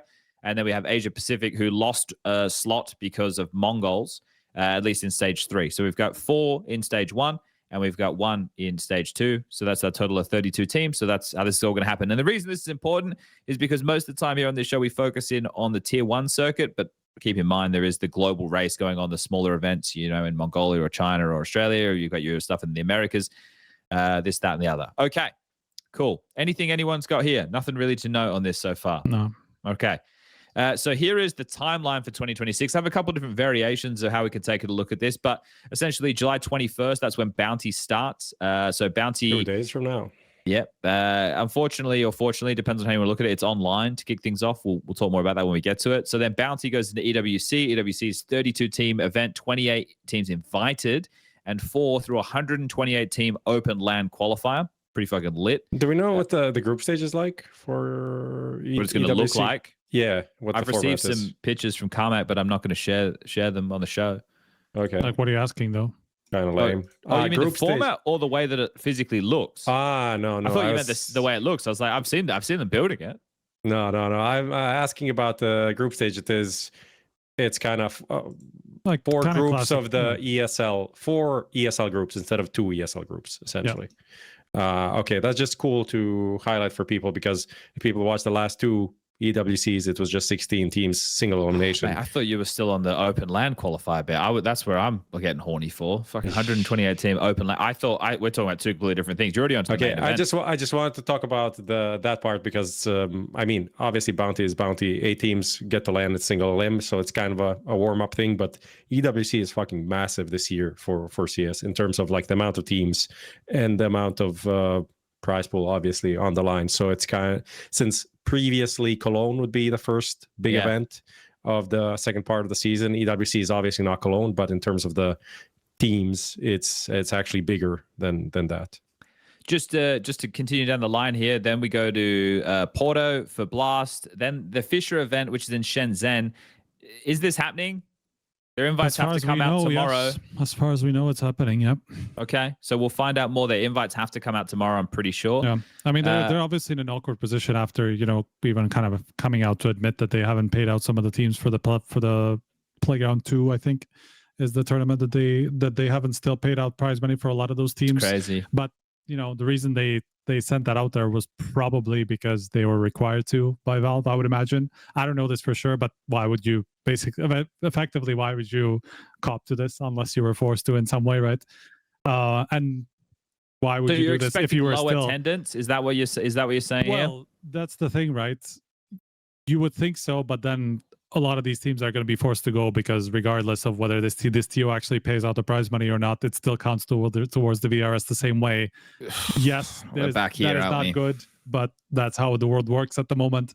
So teams are still going to go, especially the ones that are going to feel like they're in a difficult position in the lead up to the major, right? So they're still going to be like this sort of, you know, let's say from the top 8 team further, it's probably going to have to say yes. Yeah, okay. So from Fisher to Starladder, that's an 8-team event. Then to EPL, which is a 16-team event. Thunderpick World Championship, 8-team event. And then PGL Masters Bucharest Masters, which is a 16-team event, the last one before the November 2nd cutoff date. Very important, everyone, to remember that cutoff date. And then after the cutoff before the major, your last 2 events to wet your whistle are going to be Beijing, and it's going to be Hong Kong for Rivals. And then it's going to be the Singapore major to round out the year.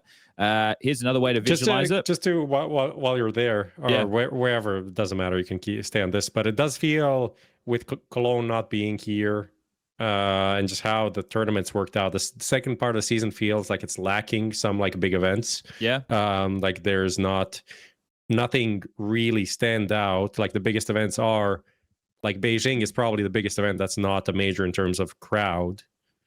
But that's after the cutoff, so it's kind of 1 plus 1 minus, right? Porto will probably be nice. EWC is probably not going to have like a huge crowd unless they do something special for the CS playoffs. It's like what they have there for the setup is like a few thousand people. I don't know what I can say, but EWC will be good. Okay, we'll see about that. Not doubting, but we'll see when it comes out. It sounded very like I was undermining you. No. Again, if I can't back it up with a source and I can't give any info, you just have to take my word for Starladder, which is interesting because I saw Starladder announce actually the invited teams for Starladder Fall Vitality, Fury, Yes. Navi, MOUZ, and that was a bit of a shocker for a $500,000 event. I mean, that's a lot of money. It's an 8-team event, but well, when you compare it to the rest of them on the list here, it's the smallest event prize pool wise. Yeah, but it's also 4 days. Yeah. Yeah, You have to look at it in the schedule, right? Because, like, let's say these teams don't want to go to China. Wait, so I've got a schedule coming. Don't wait, keep going. No, but you can see it already, like in your little list, right? Because Porto ends on September 6th, and then there's like effectively a month off before Pro League. So yeah, a lot of the teams that don't want to just sit on their hands are going to go to this event. So makes sense. I think those teams are teams that are going to be skipping Fisher. You can kind of feel. You can probably imagine, yes. Yeah. So they nabbed those spots to be like, okay, we'll take this rather than risk going somewhere. Yeah, big trip, a lot longer and all of that. So I've written down obviously all the info for everybody, the amount of teams, right, the prize pools and stuff. I just made some notes. So for Blast Bounty, it's online groups, a single elimination. It takes up a lot of calendar space as well, considering the event. It's 13 days of calendar space. EWC Paris, this one is a bonkers event. We're going to talk more about that when it's around the corner, but that's the marquee event of the season other than major, right? It's a huge event, right? People can't argue the prize pool along with the format, along with the 128 team LAN Open qualifiers. Porto, as you mentioned, Prof, that's another arena one in there, which is, I think the where it seems light on is it just feels like we're lacking arena ones, because the Blast Bounty Malta one will have a crowd. It's just not a big crowd. Fisher Playground, we're going to have no idea. We don't have any information about it. Star Ladder, they haven't been running their stake events in front of a crowd, so who knows what's going to happen here with this one. EPL will be in the Spodek. They're going to run it in Barcelona. So I got confirmation on that. Okay. So like a studio. I don't know but I think it's studio. Yeah. Okay. It is studio, actually, 100%. I just have to think. Well, I so can't edit that in now. But so same as they are stake ranked events effectively. Okay, interesting. The Thunderpeak Malta event last time was just like VIP type people. They weren't selling tickets, so I don't know what that'll be. So you've got Porto, and you've got EPL as guarantees. You have to take my word on the other one if you want. And then PGO Masters Bucharest, that is a studio event, but it's the last event before the cutoff. Also a really good team list that people might have seen already. That is something that I wanted to talk about here today, actually, Striker. I've got that coming up on my next slide. Bang. So on this slide, we've got the dates, which we just had. We've got the VRS invite cutoff date for each of them, and we've got the days from cutoff to start of the event. So the one that we were just talking about, I've got it highlighted in red here, was PGO Masters Bucharest. The invites they put out, I've got the 6th here. Was it the 6th or the 16th? Back. I can find this quickly. I mean, it must have been 16th. Well, it must have been early. 16th? No, it must have been 6th, because why would they put an invite date like somewhere in the middle of the month? Because it's still going to have to use the beginning of the month. Was it the 16th where the news came out? It could have been. Yeah, that could be what I was. Either way. So if, and I'm going to have to double check my maths while I'm doing the screen share thing, but 110 days from that invite point to their event start, which as people can see, based on the So as people can see, most of the events we're somewhere closer to 50 days, which is around 2 months. This is pushing 3 and a bit months. Is the logic for this as simple as they can guarantee it's a strong field now, and that's the last event before the cutoff, and it's them? Like why is this so early? I struggle to see an angle. It's so early. I really struggle to see an angle because, like, effectively what you've done is invite the best teams from the major tier event, which is from the last major, from the last major tier event, but it's not their major, right? So why is that important? So that's why I'm like a bit confused about why this one is particularly different compared to all the other PGLs, which have been somewhere in the 1 to 2 months. And they're the ones who wanted it to be a month before the major. Yeah, I mean, it seems so weird. This one is so long. Yeah, the reason for the major cutoff to be in November all of a sudden instead of October is obvious, considering this PGL Masters Bucharest event being placed at the end of October. Obviously, that's also how they got a lot of these big teams to play in Bucharest, right? Because that's all the teams that want to make sure that they're going to be in stage 3. A lot of the big teams, right? Or to make it into the major in the first place for a lot of the teams below. So that logic is there. I just fail to even like play devil's advocate and try to figure out what's the reasoning here, to be honest. The two below them are after the cutoff. That's Beijing and Hong Kong. They have longer lead times. They both have 91 days, just to point out. But you would imagine that's visa related, right? Because trying to get to yeah, I mean, just to kind of wrap this up, if you look at all of the events that are happening in this season are invites based on June. August 10th being the latest June, one. Oh, okay, yeah. June, July, August. Yeah. These are the 3 rankings that are going to decide the whole season. That doesn't make, like, obviously I understand whatever. Bounty and Paris, they need to be earlier, okay. Then you have these June, July, okay. And then we're getting to events in November, invite from August. See, I fucked up some stuff here. See, Why? like right now on your website, I haven't cross-referenced hugely here. It's like Thunderpick World Championship, it should be August 3rd. It doesn't matter, because if it's August 24th, it's still it's going to be the first VRS. You can only invite from the first VRS update of the month. I mean, probably has to be the same, because they always say the first update of August or whatever it is. So it must be also August 3rd. So August 3rd is August, and Blast Rivals will also be August 3rd. And all of the July ones will be July 6th or whatever. Yeah, so I mean, at least from the ranking, right? So yeah. Yeah, I've made a mistake here, everybody. But it doesn't really make a huge difference in total. For me, it's just I can fix it right now. Silly. Yeah, the differences are going to be a bit higher as well for a lot of these, right? So it's like 60 days for EPL, more than that, like 70 days for Thunderpick and some of these things, right? Yeah. But either way, right? Like it's still, sorry. You're all right. I just think it's counterproductive for like VRS and from like Valve's perspective to have so many invites go out in the same time, which then doesn't allow you. It's kind of, how do I say, the factor of chance of when you peak in the ranking is so much more important. It's like it actually isn't that important how well you do in some of these like tournaments in September, because you could be top 5 from September to November and not get like any possibility to get into whatever IEM Beijing. You just can't. It has been the same for the first part of the season too, by the way. Like it's effectively been like up to March or whatever has been all the invites were decided in like a 2-month window or whatever like that, you know. So it's been a prevalent issue ever since the VRS system came about, really. I guess the question is, should there be a time? Because I know when it was being discussed in the beginning, Graham wanted 2 months, right, as the minimum. But like, is anything over 2 months? But I don't think it's like a maximum. You mean? I think he meant minimum. He wanted minimum, but obviously that's not really what happened in reality. But I think, but now you can set it whenever you want, which is crazy. Between 1 and 3 months should probably be like 1 month should be the minimum, and 3 months should be maximum. There's the reason. Yes, like 3 months realistically should be the absolute maximum for most of them. I know that some of these events, like for example, China, have so many more requirements on the TOs to, like let's say that the venues work in a way where they need to have the entire team list set by a certain date, you know, so that they can all the people, they have to have a list of all the people that are coming to the event as participants to sign off on them and all these things. Like China is just very difficult with that in terms of, you know, getting sign off on the venue and like on everybody that's coming there. So that's the reason for the lead ups to the Chinese events being much bigger than usually for the others.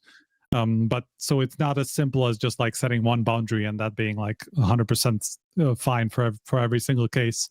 But there's definitely a limit to that, right? Like anything above 3 months feels excessive.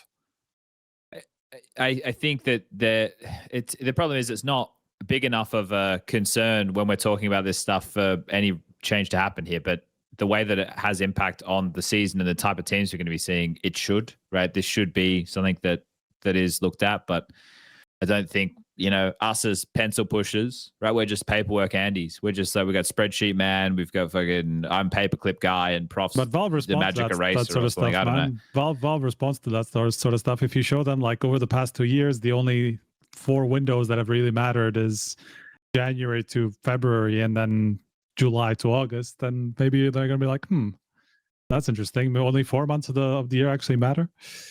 Yeah, unless it's the major, right? And then that's right, you know. But yeah, I don't know. I think it needs to be looked at. I think it needs to be looked at. That's where I'm leaving that. Someone needs to look at it who's not me. I've you know, we've shone the spotlight. Graham he can't really do it. He's with 100 Thieves now. We need someone else to do the work. All right.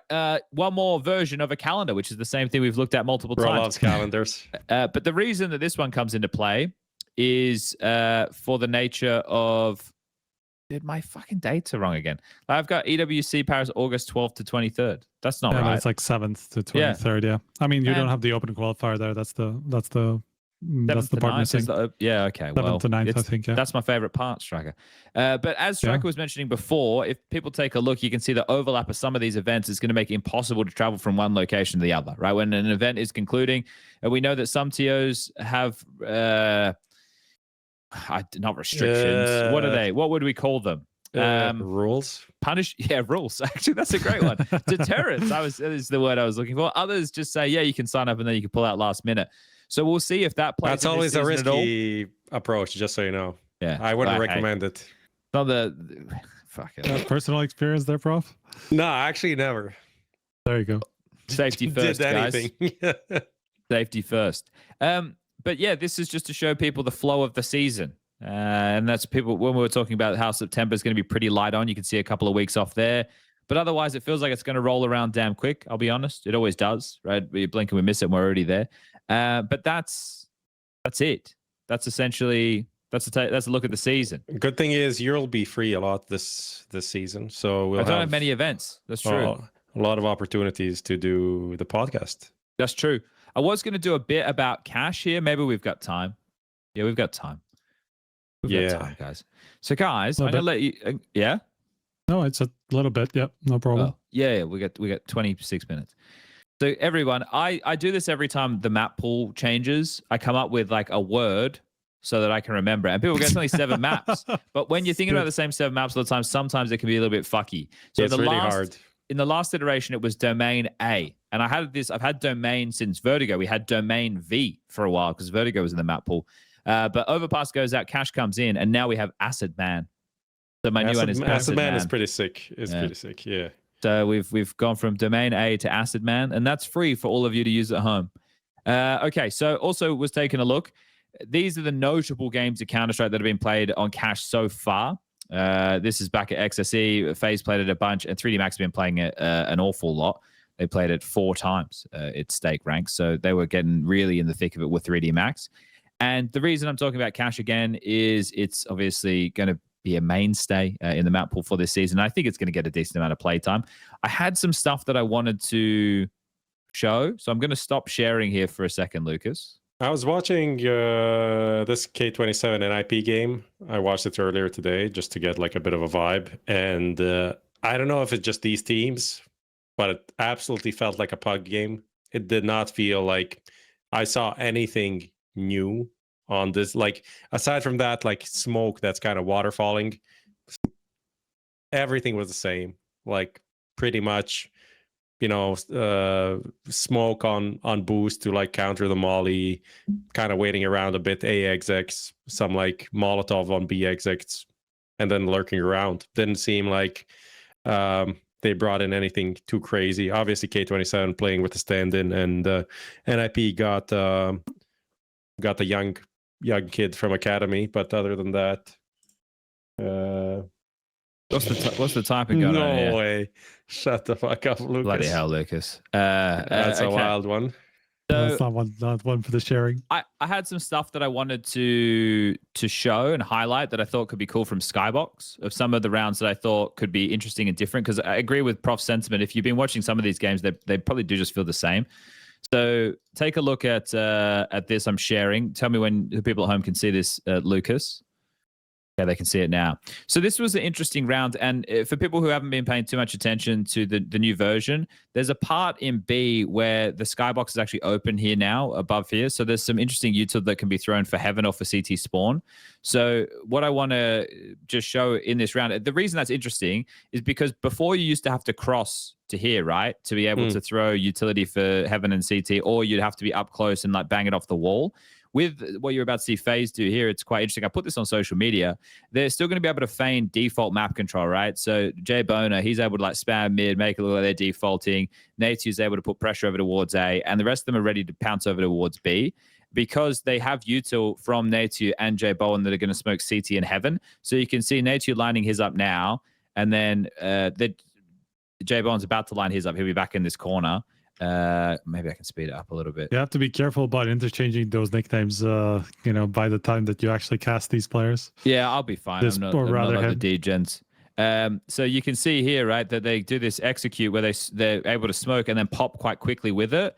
Frozen's util's a little bit late on this. It doesn't matter, but he's done a headshot molly. But he's also banking these flashes. It's hard to see in this one, but he's banking the flashes off the wall here, and there's actually a pipe that's jutting out here. So as Twists and Jacob are scaling in, these flashes aren't getting them. So I thought that was cool, like just a little detail, nothing crazy with that one. 1 second, I'm going to stop sharing, Lucas. There was another one that they did that I have a link for that I thought was pretty cool too. If we got it here. This round. It's not this round. Maybe it's this next one. Sorry, guys. I've got all these links. We got all this going on. It's all good. It's all... Oh, okay. Yeah. Sharing again. This was a deep A execute that they did. So I actually saw 3D Max throw a variation. There's that waterfall smoke that Prof was talking about. There's actually a waterfall smoke that I think is quite... not a waterfall smoke. 3D Max ran a single smoke version of this, but you'll see they're going to smoke off highway, and then they're going to do 2 smokes here to block, and they're just going to do some util, some mollies and shit. They do fuck up the molly. Natu has this like one that he sets up in the door that's meant to land fork, but he's misthrown it here. So this is a nice little execute to take deep control that I saw them doing. And I have one last thing for the class. I was prepping this today. Can I share this? Let's see. Does this work? Window? Entire screen. That seems dangerous. Okay. Can we see this? Yes. Let's see when you press play how it goes. So I made a video. This is what Tyler... Oh, you can't see it? Let's see. This might be laggy. It is a bit laggy. Oh, it's very laggy. Okay, never mind. I can't show the video. Nice try. You should have sent it over to Lucas in advance. But made a video of some little things. But there's a cool thing on there. Spray, he's an analyst. I think he used to work for NIP. He has like some Insta P-mid smokes for the CT side to throw that he put them on Twitter. People can go and check them out. And I had some other stuff in the video too. Nah, it's fine, Lucas. Don't worry about it. It'll just be fucking... I prepped a video. I did some work, mate. The people don't have to see it. They don't have to see it. That's all right. Just put it on the Twitter sphere. Put it on the Twitter sphere for people to catch it there. But yeah, I think that will change the cache a bit is the fact that you can drop nades now, and I'm pretty sure. I know this confuses us every time, but I'm pretty sure cache wasn't in the map pool when you could drop nades, and that can allow for some stuff that didn't happen before. I'm pretty sure of this. Well, let's just pretend it's true because Cash was in the pool 2019, and we were talking about Stockholm. It's possible to drop nades, right? So we're still 2 years gap. I think we're good on that one. In the video I had there was just like, for example, breaking the CT block smoke on mid for the T's to like pick through to see if they're pushing up close vent or to go for a pick themselves. I had maaRaa has a B progression smoke that he throws from spawn, so it smokes off the sight line so that you pull more pressure on checkers towards B early. And I had a couple of other things I had in there. But yeah, there's some new ideas, but it is generally going to play very similar, I would say. I think a cool thing is we also spoke about the idea that a lot of the newer players have never really played cache. That's a good point too. Yeah. And I was watching that NIP game, and Note, not the HLTV writer, but the new player for NIP, was boosting up Snappy, and then when he boosted them up, he was trying to move away from the boost on A site, and he made noise. Obviously, I think you can only make noise there. I think now it's actually not possible not to make the noise now with the new map. Well, that's kind of fucked, isn't it? Yeah, it's too high now, so that's pretty fucked. That was What's the point of doing that? Early on, yeah. Yeah, well, you can run boost it. There's some other things you can do with it, but yeah, it feels like they've kind of nerfed that in a way. But I thought he fucked up because he didn't know, but I didn't know. He knows. Apologies. I wasn't familiar with the game. Fucking hell. Okay, shall we get into the blast preview and wind things up? Yeah, let's do that. Okay, so Bounty brings all the big boys to the yard because they like the way that milkshake tastes or something. I don't know how that Kesha song goes, but that's close enough. I think it's Fergie, but yeah, well, I just think it's not Fergie either. I don't think Kesha was no, like it is. around. It is Fergie. It's not. Surely it's not Fergie with the milkshake song. It's not. Yeah, and is it? I'm pretty sure the music video is quite Fergie milkshake. It's not Fergie. Is it MILF dollar? It is. Yeah. Is it the same song? Is this a Mandela effect? It's not Fergie. I'm pretty sure. This person was a one-hit wonder. Careless, people are saying. There you go. It's a Mandela effect. We've misremembered. Okay, right. there's a Fergie has a song called MILF Money, and she has on the music video thumbnail a milk shake that she's doing stuff with. So this is probably why my brain has confused these two things. We'll let you off the hook. That's all right. Yeah, we'll give it to you. With his brain on the MILFs. Okay, let's get to the Blast Bounty preview, gentlemen. There are notable omissions at this event, everybody. Navi, Legacy, BetBoom, and Bait are all not there. Just for everybody playing at home. One notable omission. And Paravision. The teams who are there are some good ones, though. Falcons, Vitality, Spirit, and Furia. That's the good stuff. The bad stuff is it's online. It's single elimination. There were some interesting matchups, because they drew each other, right? They had to pick each other in terms of who's going to play FaZe, who. The rerun.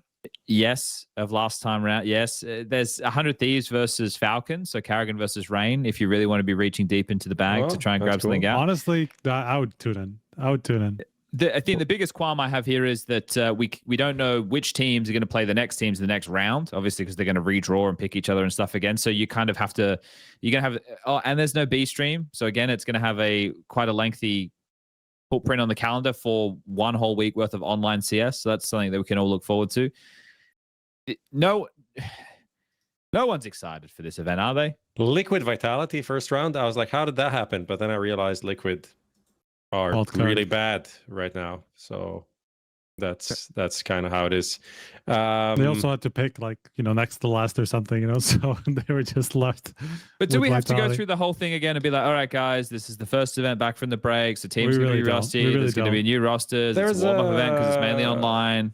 Let's just say this stat that maybe will matters to some people or maybe it will not. I just saw it. Somebody brought it up on Reddit, I think, or maybe it was an HLTV post. I'm not sure. Vitality have never made the final of a bounty event, including in the past, 3 seasons that they've been mega dominant in, So does that say something, considering they ended up winning, 80% of the events of the season afterwards? Maybe it does. I think that's, I honestly wanted to kind of bring up that point because there's this company that works in the space that does some cool tweets that starts discussions. Okay. And there was that one that's like, oh, will Vitality win Blast? As like, why would they? Probably not. Regardless of the fact that if they were ever motivated, it would be now. But at the same time, probably not. Maybe it's a bad omen if you win Blast. It's not really. I don't really expect them to be like 100% Giga prepared. That being said, they do have EWC coming after that, and they are probably pretty horny for that event. Just in general, for Vitality, EWC is very important. But last time we always had like Cologne right after Bounty, right? So like we always had this. There was always a big one after that. Yeah. Sure. So I wouldn't really take too much from it, right? I think it's first look for like a Aurora. I think that's going to be interesting. And as I said, kind of Liquid, if they're actually playing with the lineup that they should be playing with, then let's see if they have anything to them. But it's not gonna. It historically has not really told us much about the rest of the season. The exciting part is the new rosters and to see some names that we don't often see getting to play against better teams. But then that's diminished quite quickly and dismissed quite quickly when it's online. So you need to make it to the LAN portion, then you need to do really damn well, which is essentially what Paravision did to kick off this year, right? So it needs to be some type of revelation like that. This isn't to talk negatively about the lower ranked teams. It's not even. Here's my problem with when this event happens is the overreactions to the way that the good teams play. That's the problem I have. That's the issue that always catches me with this is we're going to see overreactions because some good team is going to lose. That's just going to happen. That's going to happen. And actually, like G2 is going to lose to Namiga or whatever. Bro, That's Eyeballers FaZe again. That's actually very funny. That happened at the start of the season, at the start of the year. Let me go through all the matches for the people at home so people know who are playing, and then we'll get into the what are the odds. So we got M80 NIP. That's an interesting game. That could go either way. Nemesis versus Astralis. Nuclear Tigers versus MOUZ. Alliance versus Wildcard. Eyeballers FaZe. Namiga versus G2. HOTU versus GamerLegion. 100 Thieves versus Falcons. That's one of the headline games. FOKUS versus Aurora. I think will be interesting with Aurora going international. Sinners versus Foot. Gentlemates versus Pain. That is not much watch television. That is. Do you have anything else to do? Do you want to do some spring cleaning? OG Spirit, 3D Max Magic, Heroic TheMongolZ, Liquid Vitality, and Sharks versus Furia. That last one as well, I probably wouldn't be tuning into. I was looking at the odds for the 3D Max Magic game. Magic is favored. It's getting worse for 3D Max somehow. I thought the Masuda something was good, but it's not looking up, is it? All right, let's do this. Because we can just talk about the dregs of this at the tail end. Lucas, you ready for what are the odds? Bring it up, sir. All right, this week's what are the odds, brought to you by Stake, is what are the odds this means two teams of Falcons, Vitality, Spirit, or Furia lose online. So 2 of those 4 names would have to lose online. It's going to appear at some point, I promise. So you said Falcons, Vitality, Spirit, or Furia. Oh. Nah. Are they really? Nah, I don't think so. I don't think this is gonna happen. I don't think a single one will lose online. So I'm looking at like the history of the bounties, right? Spirit made the finals of all of them. They obviously won 2 of them. No, they lost the Blast 1 Open online when it happened. Okay, fair enough. That was the London one, I think, right? Yeah, I think so. They lost the last game or something. I meant bounty like beginning of the season, right, and all that stuff, and not necessarily just online. Vitality made it to the semis twice, once to 5th to 8th, so they made it each time. Falcons made it to the final once, right, and then looking at like history, well, I would give it a strong 8%. Wow. I think there's like very little chance for this to happen. What about you, Chad? So I think I have no question about Spirit. I'll be honest, I have questions about Furia. I think Furia are susceptible to a loss. Maybe not in the first round, but potentially in the second round. And then I want to go high because I'm expecting upsets because online Counter-Strike, right? That's what it's the Super Bowl. But you're expecting upsets for like a G2 that's just coming into like a new team, maybe Aurora, same thing, but not necessarily like Falcons, Vitality, Spirit. I think not that big of an upset at least because it hasn't happened much, to be honest. I'm going to go 35%. Okay, pretty high. Nice. 35%, please, Lucas. So you think Furia is like 100% going to happen and not like high chance to happen, and then one of the other 3? The season like a 50-50. It can't start. It can't start perfectly, Prof. If it did, we wouldn't be in Counter-Strike, would it? So that something is going to happen. I don't know who it's going to be. Like maybe can you imagine how much the community will feast if Falcons, off of winning a major, come in and lose round 2 bounty online? Can you imagine? Completely possible. Imagine, right? That people are going to be loving it. They're going to be feasting on it. Imagine if we really are in the end of the Vitality era and we don't even know it yet. And the second nail in the coffin is them losing round 1 bounty, and we're here witnessing it. 1 is completely reasonable, but 2 I struggle to see. Yeah, I can definitely see 1. I think if you asked 1, I would maybe even go 50-50 or whatever. I think 2 is where it gets a bit unlikely. I'm not quite as low as Prof. I would say 20%. Okay. I feel like you haven't been as mathematical about this one as normal. because it's a bit more difficult than that. There's too many. They're there because it's you don't know who's going to play who. Yeah, so I don't know the second it's fucked rounds up and strikers stuff, math. So It's fucked up the math. I do like how chat have. Oh, they were at a 50-50 a second ago, but now we've just tweaked it to a 45-55. Okay. Well, the people at home, they've had their say in kick chat. Look, this is just curious, right? Because obviously there's going to be upsets. It's online Counter-Strike. As I was saying, it's the Super Bowl for these smaller names. Some of these bigger names might come in a little bit lethargic. We'll see, especially with it being online, right? I don't imagine if it was me and I was planning this and I knew that we were playing this week, this would be the team would have played for 3 or 4 days maximum before this event. That'd be it, right? As a team, 3 or 4 days maximum. And otherwise, individually, you expect the player to come in and be able to find 75% of their output. But otherwise, you're coming in pretty slow and not with too much intensity for the online portion, and then ramping in for EWC, where it's going to be an early peak. Then you're going to get the Porto with all the big names. Then we're going to have a bit of a lull, and then we're going to ramp back up again for the run into the major. So, I'm just curious. For curiosity, I put it through an unnamed LLM to see like what an actual math solution would be, and it's actually very close to you, Chad. It's 37%. Damn straight. I am an LLM or whatever it is. I have a question for you, Chad. Since you are our Instagram inspector, I have dubbed you right now. Not these days. It's off my phone. Ooh, so you're not following who's going on boot camps, who's doing what? No, I'm not. I didn't even consider it. The only thing I saw Robs was packing and his cat was getting in the suitcase. That's all I saw. That's so maybe that might imply an early Vitality boot camp. I'm not sure. I think that would make a lot of sense, right? With EWC like being straight after, like it would be hard to put it anywhere after that, right? Because maybe they could do it. I think they might do both, right? Actually, yeah, they might do after that because there's like a good 10 days between. I think also the whole situation of Vitality, maybe that's the last point we can touch on. It's very interesting how they'll approach the rest of the season. With obviously EWC is super important. The major is super important. Everything in between is kind of not really. They'll qualify for the major. There's no doubt about that. They have 2 kids coming. We know usually how that affects. Like, I'm not saying they'll be taking like some insane breaks, but if it happens in the middle of the tournament, then probably someone's gonna step out or something.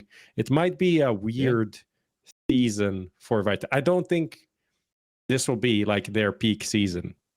I'm not saying they can't come in and win the key tournaments, but I don't see them being like winning 60% of the events like they did the last 3 seasons, right? Well, this is why I think it's nice that we have this like soft entry this episode, and then next episode after these online games that happened or not, because essentially this is where I wanted to get into last episode. We didn't quite get there with time, and I went in a different angle with this one. But the idea that so from the major, we have Falcons considered the major champs, which puts the target on their back, right? And then from there, what do we learn and where does the story go? Right? Okay, well, you look at the run of Falcons and you see and say, well, every game was close besides the final. The final was the easiest game that they played in the run. Otherwise, every other game was 2-1, overtimes, close matches, and the 2-0 loss to BetBoom, right? But you can wipe that away. But you know that this is a team that you have to respect, right? There's no doubt about that. That's always been the case, but they've now broken through, and we see them going into this next season as a team with the question, can they keep it up, right? Can they continue to contend for trophies? But then do we fall back on, okay, Carrigan, he does his best work when the team's still fresh and he can make more, right? That's where you start going down the rabbit hole. And then that opens other questions. Like the one I was asking before, with Vitality, are we now, is the era over, right? Is this the point where it's suddenly be the downturn? Is there a way to bounce back, right? This is it though, Striker, right? We can't answer these questions, but we can definitely have the conversation. And then like, is there a point in where that would be signaled, right? Like, do they have to get knocked out in like 3 events in a row in the group stages, or right? Is Vitality still going to be that force? Can they bounce back? The kids that Prof was just talking about, a very good point. You go into that. Okay, Spirit, they were primed, they were ready, they were right there. Maybe now that the coach will be there, maybe that'll be the push that they need. A bit more for experience for Tania, right? He had some rough moments, some good moments as well. All of these things start to manifest now. Furia, did they just have an easy half of the bracket? Should they not be included in the conversation with those other 3 names? Right. This is where the storylines for the next seasons begin. So I guess that's where we can do our predictions and stuff on the next step, because we're not going to be doing a huge amount of talk about the type of conversation we've seen with online CS, are we, boys? It's not going to be anything. It's not going to blow us away. So we'll save all that and we'll do it on the next. We'll do the time capture, the predictions. We'll look at what we said last time, cover all the recent news, do all that shit. Does that sound good? That sounds good. I can't wait for Vitality to lose the liquid, and the first thing that we say on the predictions is like the Vitality era. It's over. The Vitality era is over. Okay. Well, we're just a little bit shy of 2 hours, but we've done the standard teachings for people. What's the date? Everyone needs to remember. November 2nd. What is it? 5th? Yeah, I don't remember. 2nd is the cutoff, and then 6th is the roster submission deadline. So and then the other dates that I had fucked in there, up in there, everyone could just close their eyes and pretend they didn't see that. That was my bad. It's a long day of PowerPointing. Sometimes some dates end up in the wrong place. All right, let's get out of here. With another episode of HLTV Confirmed. Thanks to the sponsors, Stake, remember to gamble responsibly, and skins.com. P2P. That would be tough. Peer-to-peer. No fees. Go check them out if you're in the marketplace for some skins. And this has been another episode of HLTV Confirmed. It's getting late. I got to go to bed. The old man is getting tired. I'm all sunburned. It's fucked. All right, guys. See you in the next episode. Goodbye.